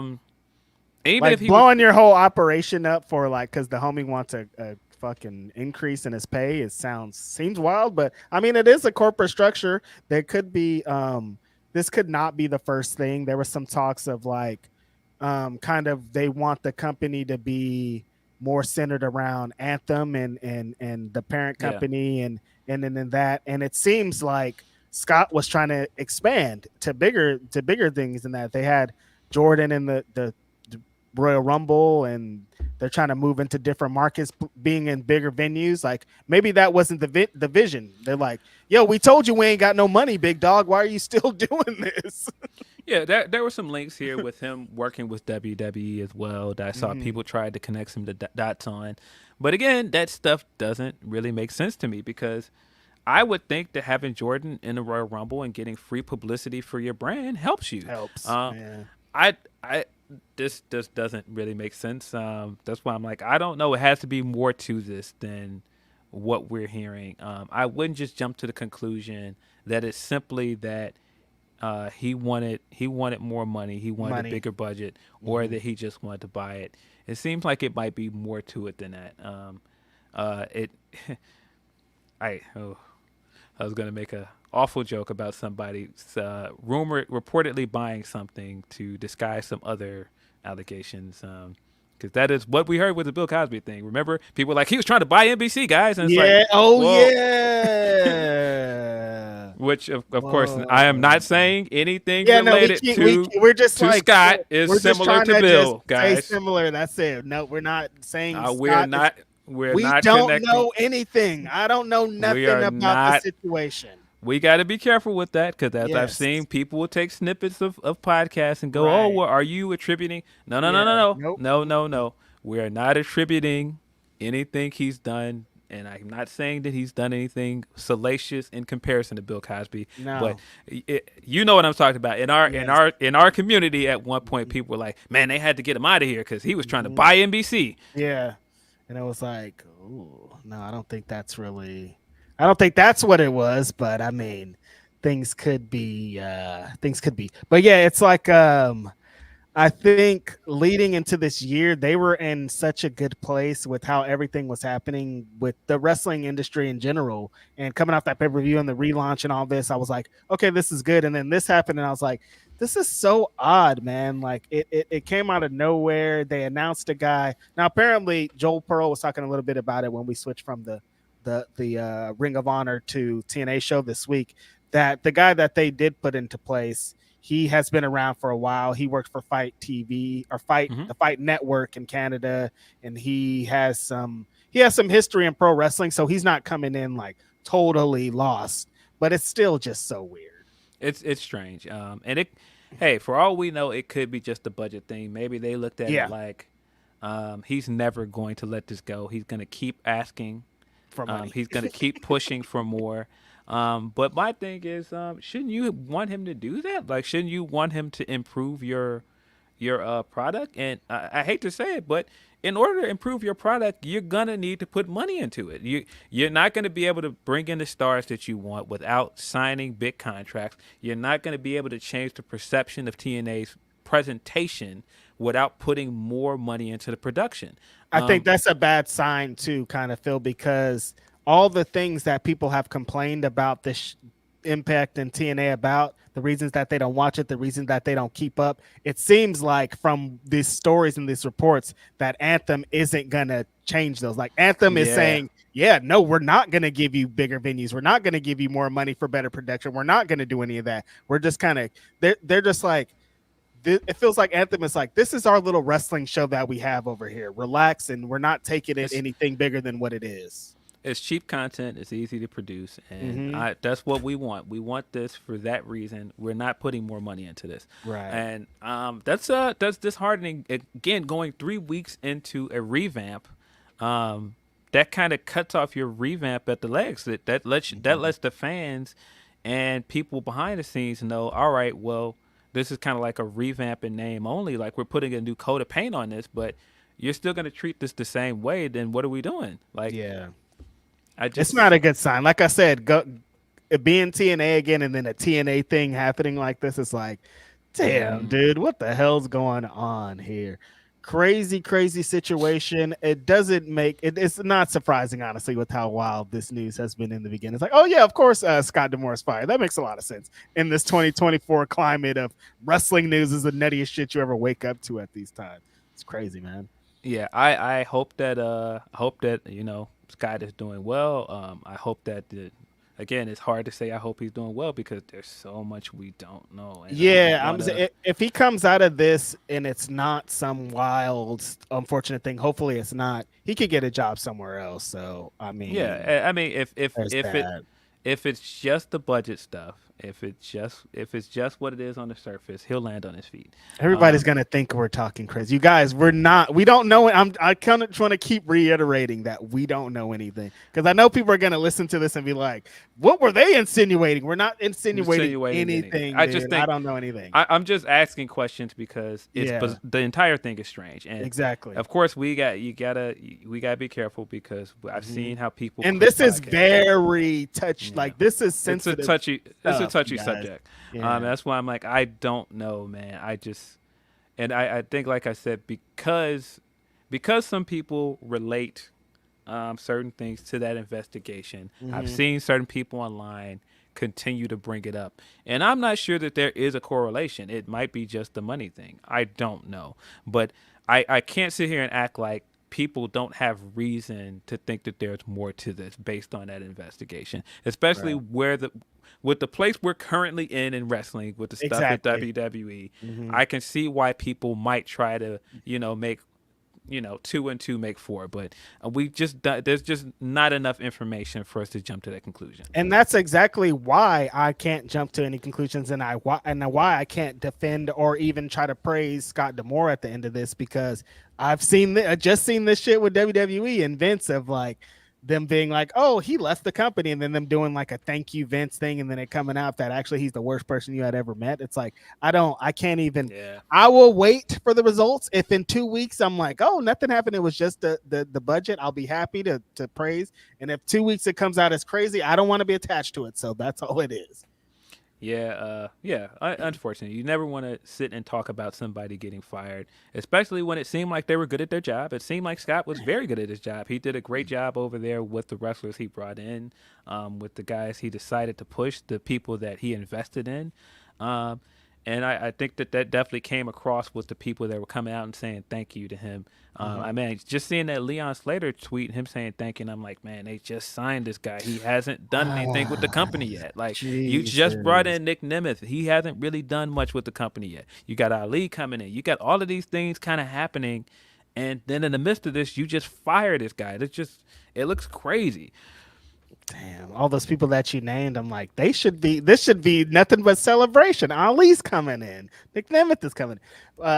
Mike Bailey wins the damn award every year. Like, you know what I mean? Like, they have so much good going on. ABC is ridiculous. Like, they have so many great things coming on that Scott D'Amore played a big hand in. So it's like, yo, what is going to happen? I hope that they could at least continue having the success and being on the trajectory that they're on. They just announced on the show Thursday that they're going to be at the Palms for their next big pay-per-view. So it's like, I hope they could continue with the success that they were having.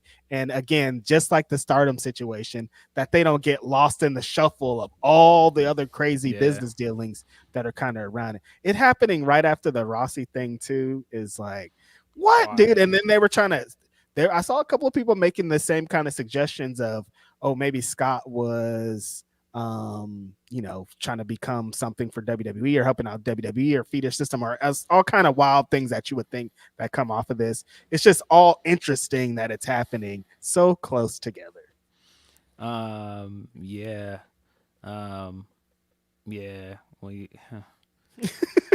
a lot, man. It's a lot to take in, man. Because I mean, just the idea that he was trying to buy the company is interesting in itself. I don't know. Even like, what was he gonna do? What do you like? I'm like, what? Like, buy it and then do what? even if you're like trying to like facilitate like someone to come in and buy, even if you're like courting other people to buy, like that's Because so they could have, interesting. because Anthem could essentially been like Stardom was, a Rossy. Like, well, what are you doing? Like, what kind of dealings are you doing over here? Is it in the best interest of the company? Is it like Yeah. there's so much attached to this? Yeah, and I mean, even the way it was reported, and of course it's just a report, so this could not be true. But the way they was reported that he came in with an offer to buy, and he came in with a backer and money from somewhere, and it's just like, what does that mean? Like, there's just too many questions here, man. Especially like, again, if you're Anthem and you just told this fool no, and then he's like, but actually I got a backer in a check, and you're like, dude, stop. We already talked about we're not doing this. So I don't know, man. I hope he gets back on. No, I'm not saying anything. Let's move on. I'm getting I'm not saying anything. Bragav says, appreciate you guys. Happy Grapsody Day. BB says, chances we finally get a Rock HBK confrontation. What do you think of that, Phil? You think we will ever get the stare down between this man who absolutely hates Shawn Michaels and Shawn Michaels? I don't think so. I think HBK is done wrestling, buddy. Yes, exactly. That was the other thing. I saw people like, man, Rock versus Triple H 2024. Also, this man is not wrestling, man. This guy had a serious heart issue. He is not wrestling. He's not wrestling, man. In the same sentence, serious and heart issues, you're never wrestling again. We're good here. Why would you even want to, dude? I want this health and safety of these people. WWE is never going to clear this guy to wrestle, man. No, 0%. I just don't see that ever happening. They didn't clear Bryan Danielson. They were trying to clear Bryan Danielson. They were barely trying to clear Edge. Like, they're not gonna. Come on, dude. No.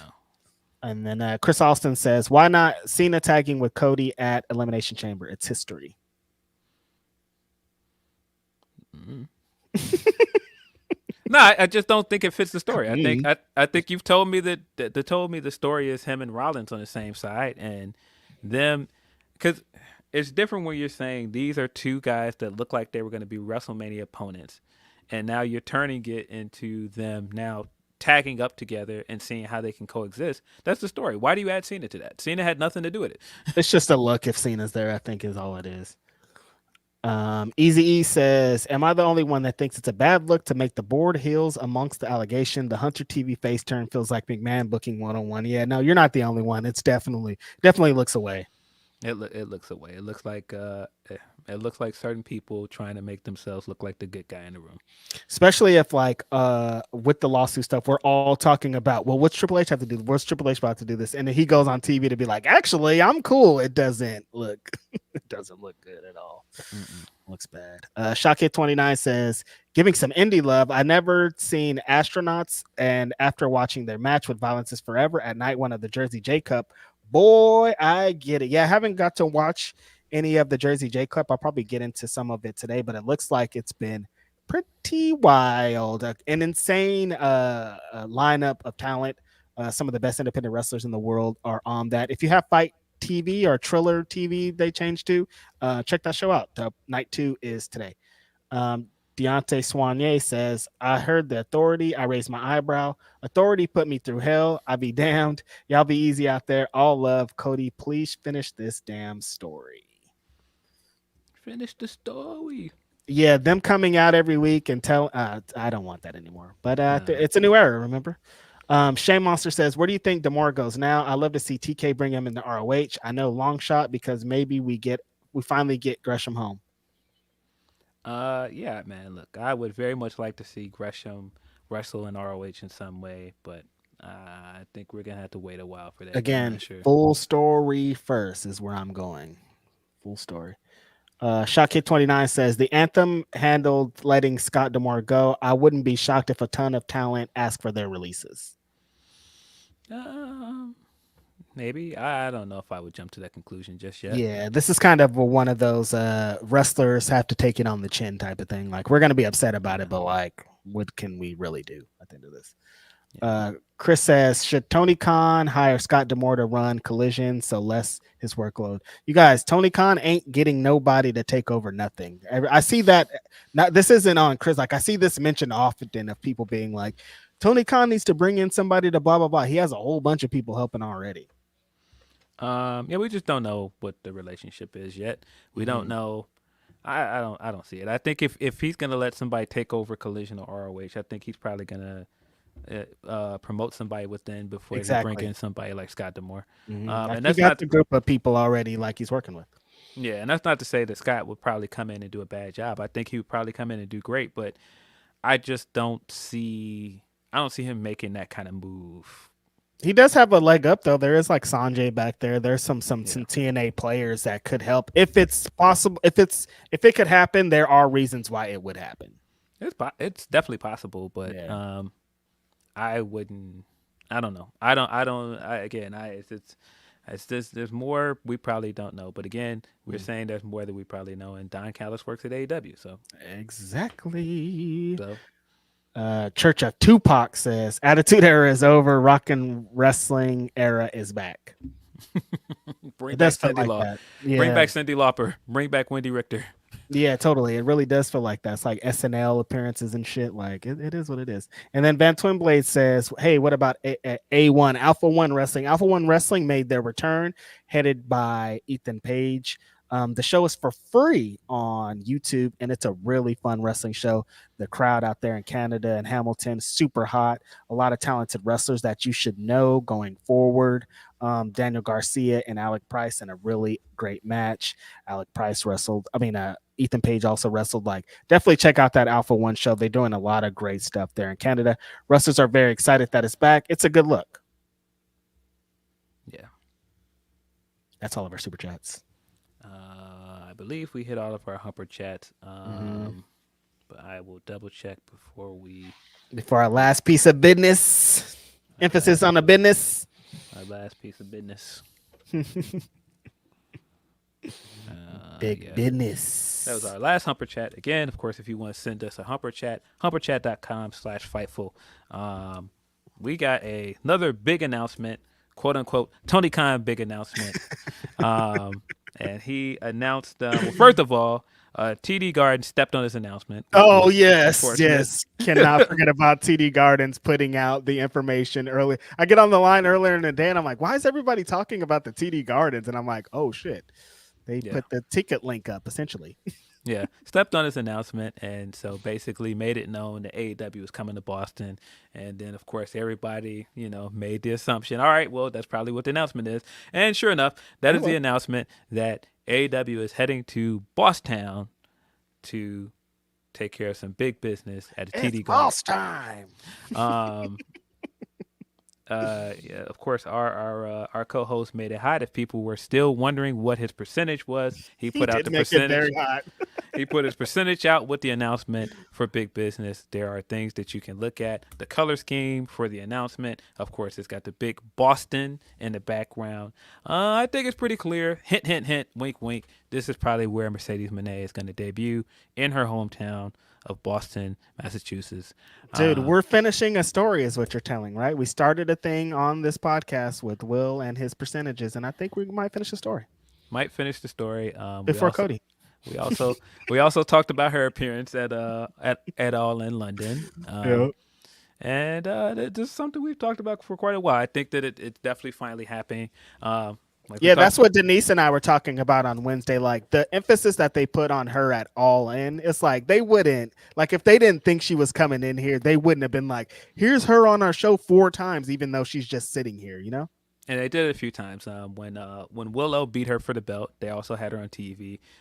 They've done a few nods to Mercedes that I'm like, it seems like there is some negotiation at the very least. There are some talks. There were probably some plans at one point to bring her in. I don't care what anybody tells me. I think that there were plans to bring her in.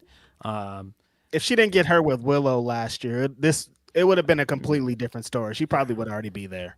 I think that there were plans probably in place before she got injured. And I also think that there were probably plans for her to come in before she had the match with New Japan, and New Japan was like, no.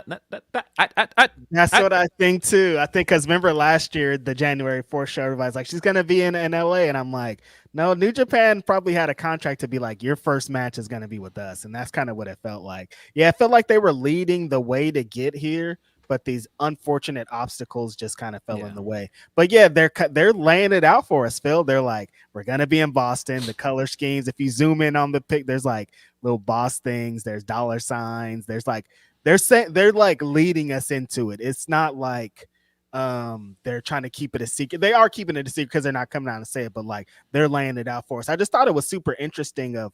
They've been asking us pretty much every week on our post show. Someone asked Denise and I, well, is Mercedes going to change the division? Like, are they going to, is it going to be any different than it is now? And I'm like, well, this is a good start. I mean, we've only seen this situation happen one time, Phil, in AEW, where they say, we're going to be at a venue and you know why. And like, that was for CM Punk. And like, for her to be put in the same position of, we're going to be in Boston and you know exactly why, you should probably get a ticket, already shows that things are going to be different. She's the type of superstar with what she comes with, her legacy, her accolades, her history, her fans, like everything that she comes with. There's no way that they can let her come and just sit in catering. So it's going to be interesting if she does officially debut there on how they handle it. The women's division has been, insane kind of this year with the debuts and people coming back and all this stuff, and adding her to it's going to be even more fanfare, even a bigger spotlight put on them. So this is exciting, man. When he had that announcement, I'm like, yo, we lit, man. This is kind of what we've been waiting for. It feels like a year now. I don't even know when the percentage thing started on this show. Like, it's been over a year for that, right?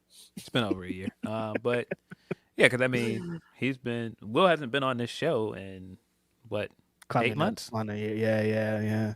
Over 8 months going on. Yeah. We're coming up on because what it was like April or something. Yeah, we're coming up on nearly 10 months. It'll be 12 months soon. Woo! That's nuts.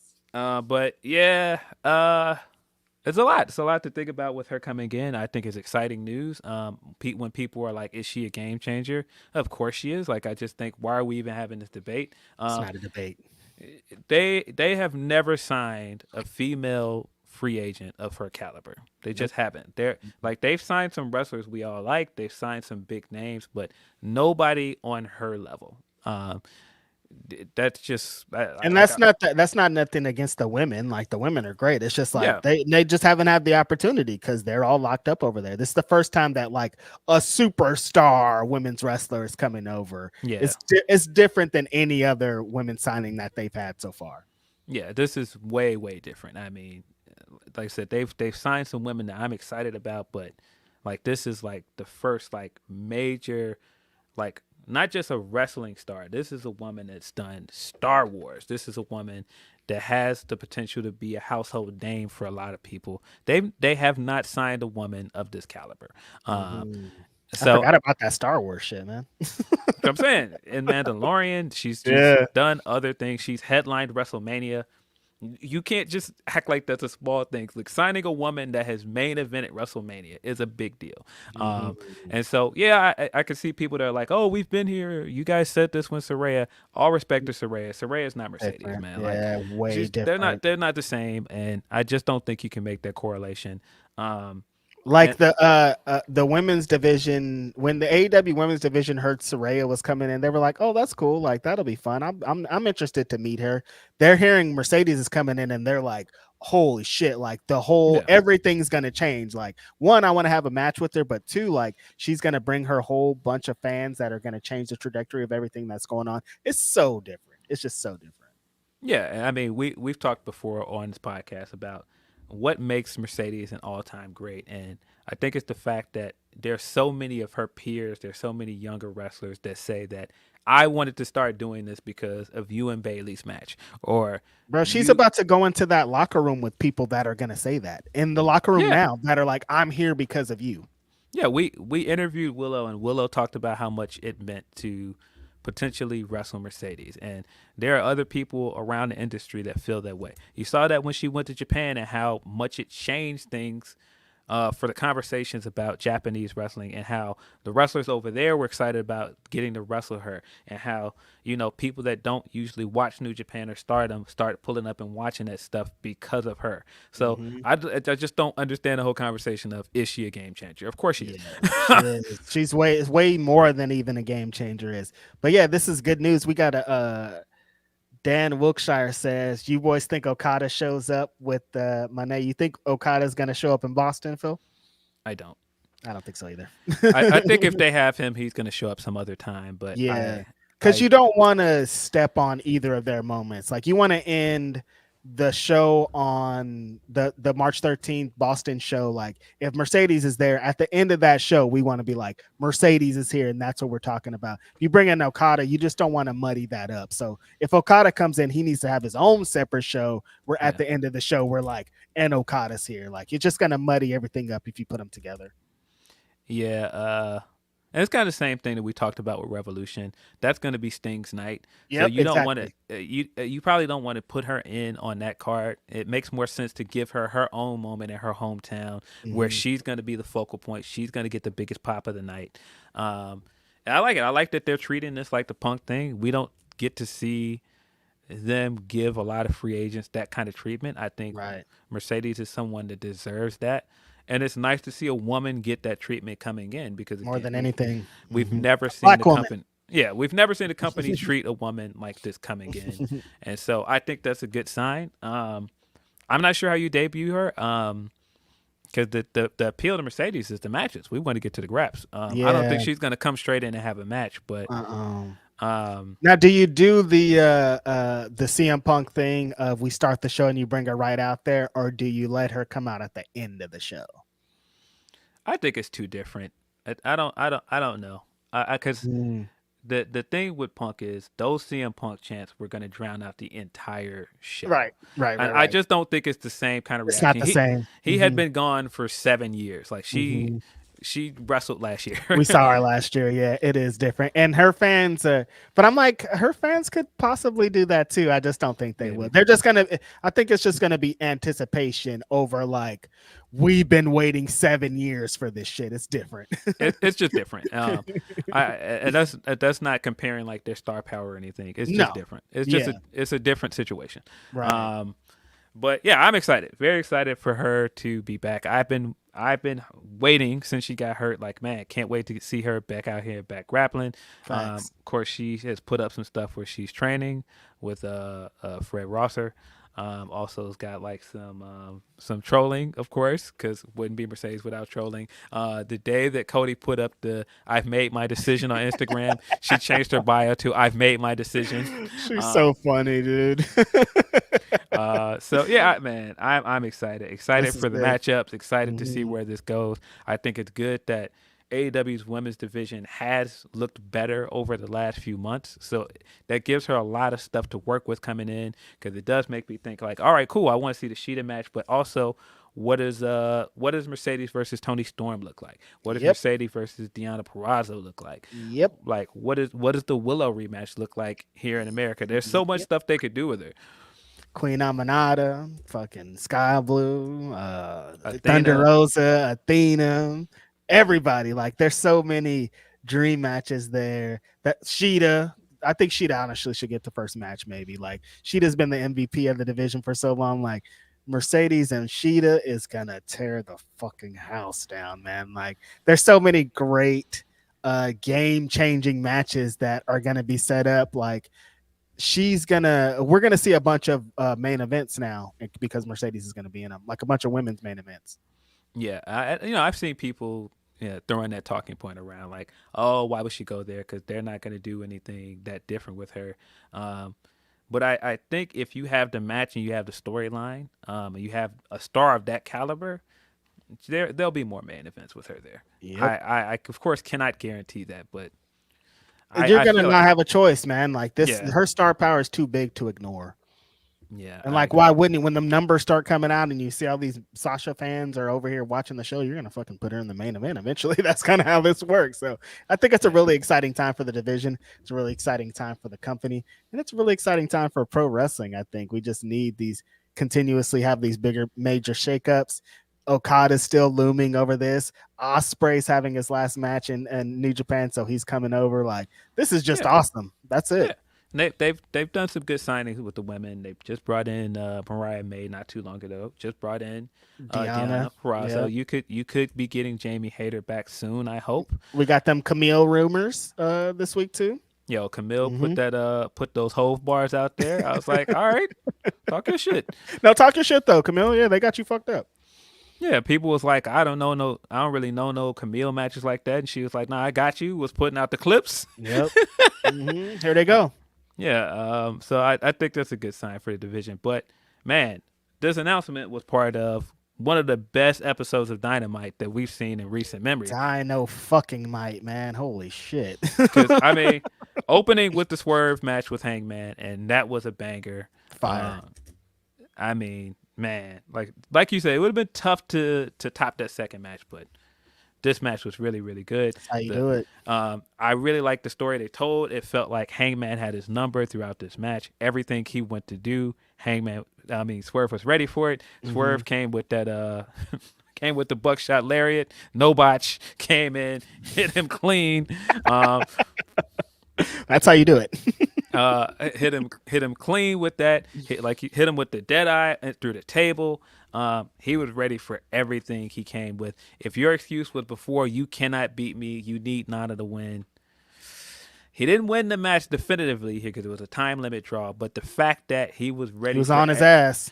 The fact that he was ready for everything you tried to throw at you, can't keep making that excuse, man. And this guy has beat you twice. You can't keep making excuses, buddy. But also, it seemed like they did a double turn here. Now, I was curious coming out of the promo on Collision. Collision was also very, very good. Really good fucking show. Oh my God, ridiculous. But he cut that promo, and there were a few things in there that I was like, this guy turning heel, like him saying, yeah, I did some terrible things before. But, and I don't regret any of those things. But, moving forward, I had to. Yeah, he's like, essentially, I had to get to the world championship. And it's like, oh, okay, I see. Yeah, the Black History part of it, and him bigging up other people, bigging up Kofi, giving Athena the nod, Ron Simmons. I was like, this kind of feels like a babyface promo. That's the babyface as fuck promo for sure. And then afterwards, him at the end telling Nana, no, don't interfere. We don't want to give him any excuses. I was like, that feels like a babyface promo. Again. And so when we got to the match and he was also just beating him, he wasn't doing anything like sneaky or nefarious to beat him. I was like, this feels like a double turn. And then even the way Hangman acted afterwards, I was like, Hangman's acting a bit heelish here. Him still making excuses and him going, you didn't beat me and all these things. I was like, this feels like a double turn. And it really tells a story because of what happened at the end of the show too. Like if your homeboys are super duper heels, like what's Hangman looking at? He's like, well, what the fuck? What am I getting then? Like he has a reason to be mad. He has a reason to be heel. Really great story to be told. I didn't expect. I was gonna say I didn't expect them to turn Swerve heel, but the way that he's been like post that the second match, the Texas Death Match, I'm like, there's no way that it's undeniable at this point. Like he's so over when his theme hits. Nana's over as fuck the dance. Like people want this guy to be world champ. So yeah, he should be a baby face at this point. Especially like I'm interested in seeing Hangman Page as a heel, and Samoa Joe's such a strong heel that he needs more baby faces to try to combat him anyways. Yeah, this definitely, if it wasn't legitimate double turn, it definitely feels like they're planting the seeds of both of these guys turning. And I'm here for it. I'm a Swerve fan, so I'm gonna cheer him regardless. Totally. He spoke a lot of truth in that first promo with Hangman. Sorry, man, he was right. He hasn't not spoke truth the whole time. Like, all right, yeah, he's spitting. And there's people trying to like turning that into like somebody's saying that that the Black History Month thing is making Hangman look racist or something, or this whole thing is making Hangman look racist. Like that's so sick, dude. Like why would you? Let's calm what? Down. I mean, let's calm down. But I mean, great match though. Great match. I think these guys have a monumental feud, and I would like to see it keep going. We, of course, got out of this the announcement that both of them will be facing Samoa Joe for the AEW World Championship at Revolution. Swerve is the first black man to challenge for the AEW World Championship at a pay-per-view. Of course, the first black man to challenge at all is Scorpio Sky, but that was on TV. Swerve is the first black man to do it at a pay-per-view. And the first black man to win, question mark, Phil? I've been saying for the longest you got to put that belt on him, man. It's time. He's ready. I can understand not being ready to end Joe's reign quite yet, but yes, it's inevitable at this point. Even if he doesn't win at Revolution, I think it's happening sometime. But this is a good way to them announcing the triple threat match. A good way to keep heat on Swerve without him potentially losing. Having this and keeping it on Joe. But yeah, this year can't end without Swerve having been AEW World Champ. You just run into a crazy good issue. You got Ospreay and Okada coming in. People that are Kenny Omega's gonna come back eventually. People that are gonna have a strong stake and strong claim to that championship. The main event world title scene in AEW is gonna get ridiculous soon.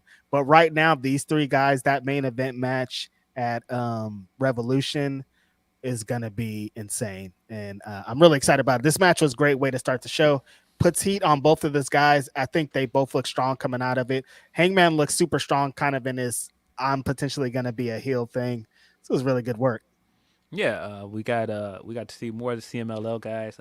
I'm not a CMLL fan like that. I see stuff here and there, but man, if you are not an Echizero fan, buddy, you got to be a fan now, because after seeing two matches of this guy, seeing the Bryan match on Saturday at Collision, just seeing how he's presented, the entrance is cool. Literally comes out there with fire in his hand, bro.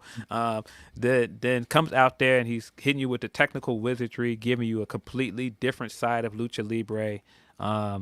Man, that Bryan match.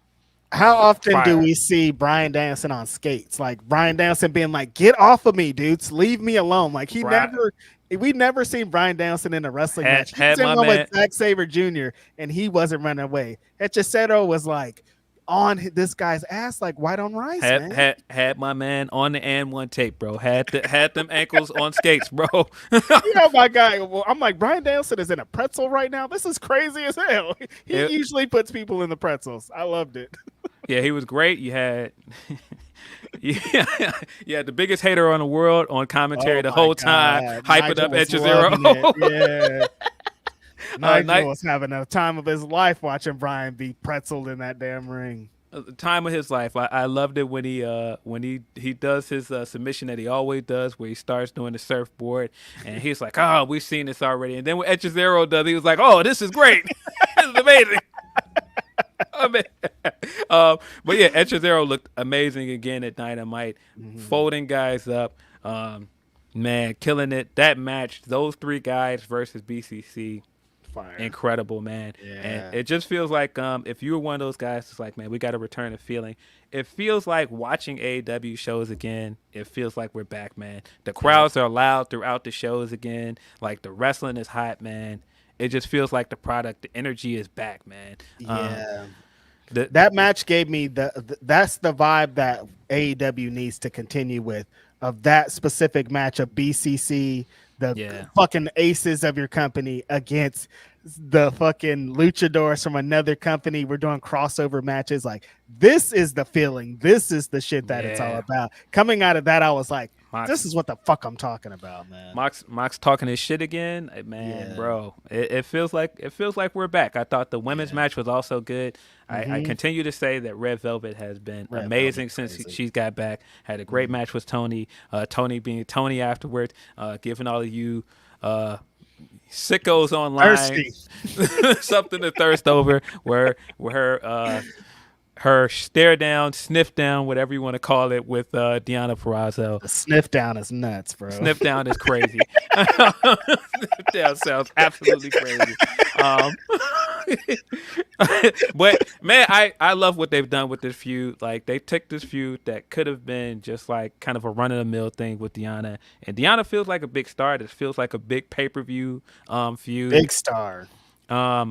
really love what they're doing with this going forward. Yeah, I'm excited that it seemed like that potentially wasn't going to be a pay-per-view match, but it's now officially a pay-per-view match.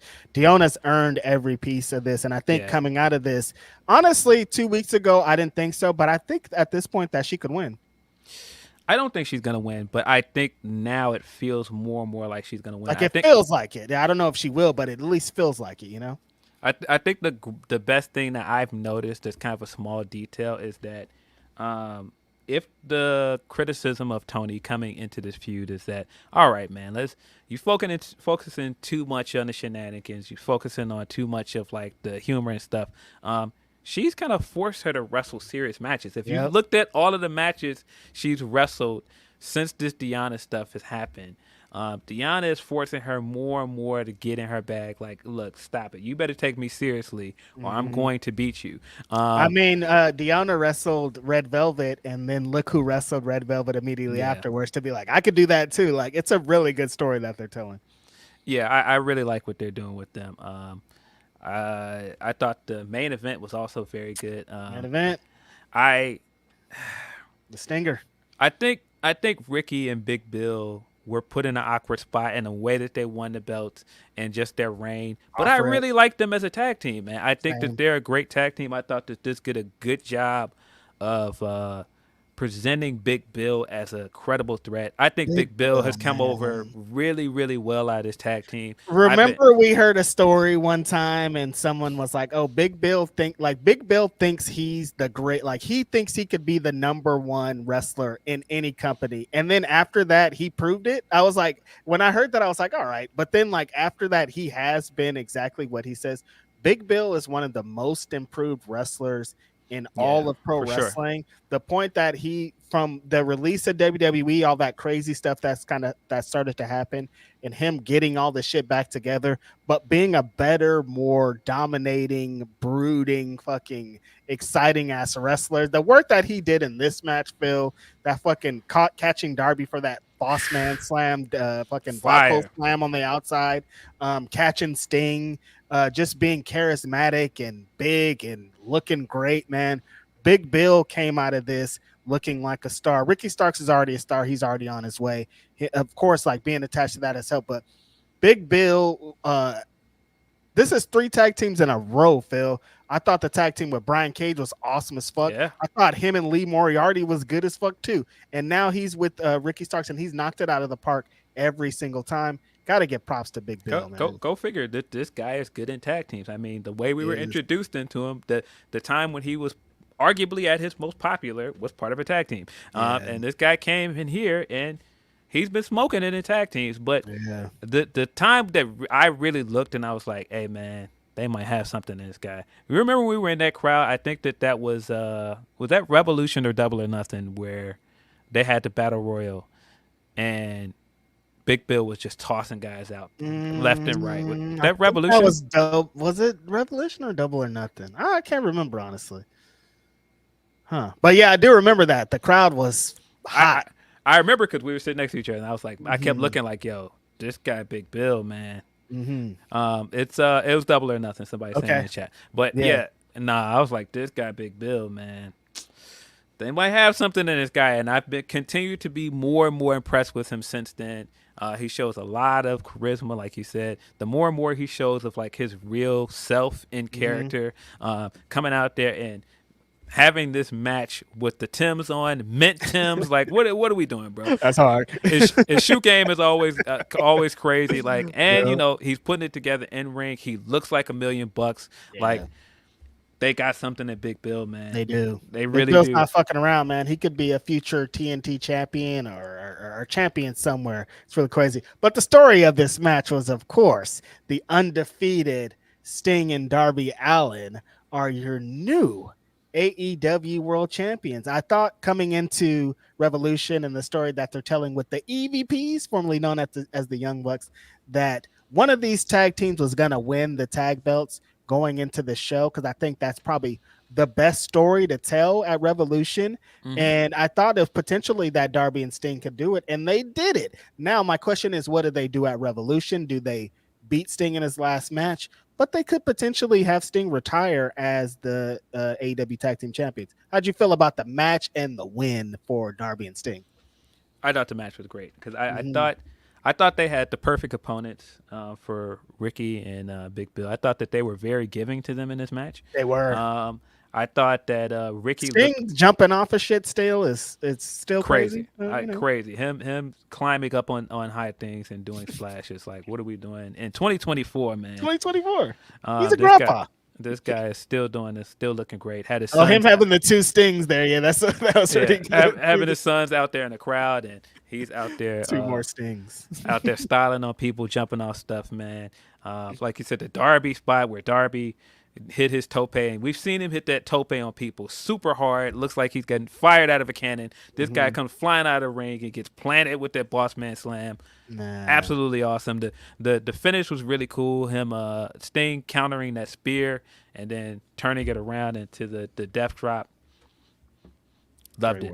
I thought it was a really good match for them. I thought that they ended up looking like a dominant tag team. They did. If it doesn't feel like this is just tacked on story of, all right, well, make them tag champs because we need some way to make him a champion before he finishes up. No, the story since day one is that he's been in this great tag team with Darby and they're undefeated. And so that is the right way to end his time with AEW because his storyline with Darby has been the story.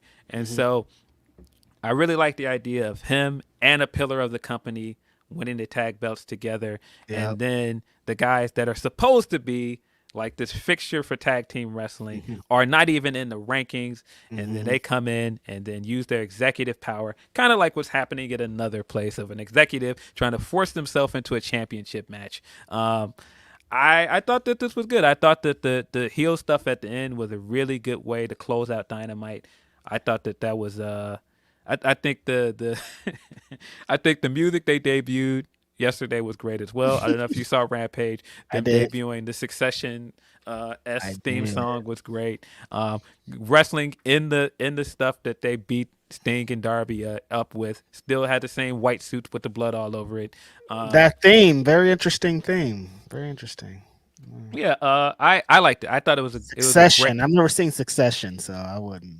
Yeah, I don't really watch the show, but I've seen Twitter has told me over and over that that's what it is. It's a Succession parody, and I really like the way they ended the show. I say all the time, heel Young Bucks are the best Young Bucks. Way better. I prefer your Young Bucks 1,000 times to babyface Young Bucks. Yeah, when you get them out there healing it up and doing all the trolling and stuff, I'm here for it. I thought all of that stuff was really good. Yeah, really, really good episode of Dynamite. Strong ass Dynamite. It's one of the best of all time. And I think capping off that show with Sting being the champ is like AEW as fuck. Like it's morale had to be high as fuck after a show like that. You know what I mean? Yeah, listen. If you're one of those people that are like, stop putting the women in the death spot, the women were in the first hour.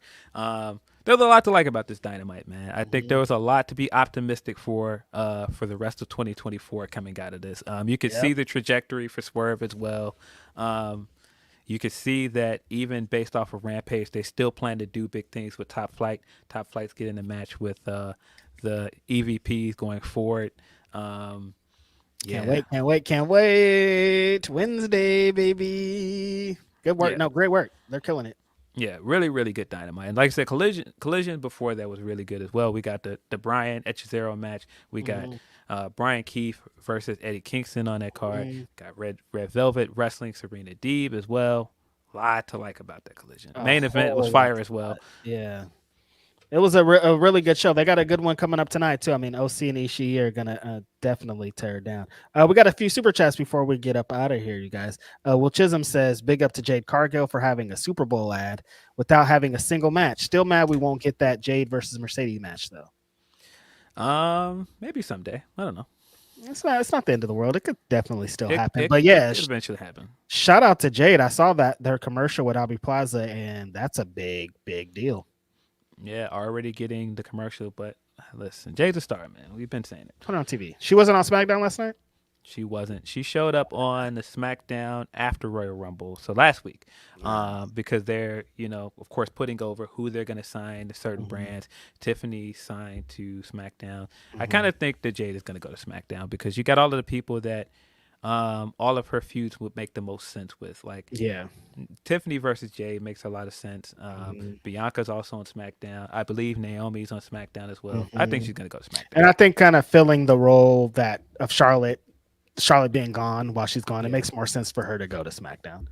Ryan Lambert says, shout out to Hoochie Cheryl. Hoochie Cheryl came in tearing shit down. Will Chisholm says, can we please get rid of Adam Cole's group? It was a good idea in theory, but they look dumb. Wardlow is a walking zombie. That's not over. They really need MJF to help this. I didn't want to say it, but I have said it a whole bunch of times on the AEW Dynamite post show with Denise. That team is dead in the water as fuck. Holy shit. I think that it says something about the way the AEW ended the year and how it was very divisive. The crowd was very much not interested in some of the sports entertainment stuff. And I think that it shows like the last vestige of the Max stuff that's left on TV. Crowd is not really into it, man. And I don't think it's so much that those guys are doing something that bad. I just think people want to see the wrestling. People don't want to see the over the top character stuff. I do think that Orange Cassidy versus Roddy is going to hit. Yes. And that might turn something because Roddy can fucking work, but I do think that will turn some things around, but we got to get Max back into the storyline with them and really move forward. And I think not having Adam Cole be able to wrestle also hurts it. It does. Like him being like carted around in a wheelchair, him wobbling in, it just doesn't hit. It doesn't really hit. But I think once he's ready to wrestle, I don't know what the status is on Kyle O'Reilly as well. Like we possibly get Kyle back. That could change. If we get the healthy Adam Cole and Kyle O'Reilly back, things could change for sure. I'm not totally ready to write it off just yet, but it has been rough. I wrote the check. It's gone. Ravon F2 says Hangman and Swerve matches collected at Blu-ray should be a collected Blu-ray when all said is done would be nice. AEW still does a couple of releases onto Blu-ray, I think, in the last couple of years. So that could happen. Yeah. Will Chisholm says, I love BCC, but please don't let AEW jobber that don't win come and help them. It's like when Sting and Lex Luger would face the NWO and WCW jobbers would help. Oh, you're talking about when like Daddy Magic and those guys show up, and it's like, these are the big guys. Why don't you send some other big guys to help them? I get it. That makes sense. They're not jobbers. I wouldn't call them that. No, man. Yeah. Speaking of Daddy Magic, seems like we officially have an end to the Outcast as of last night. It's over.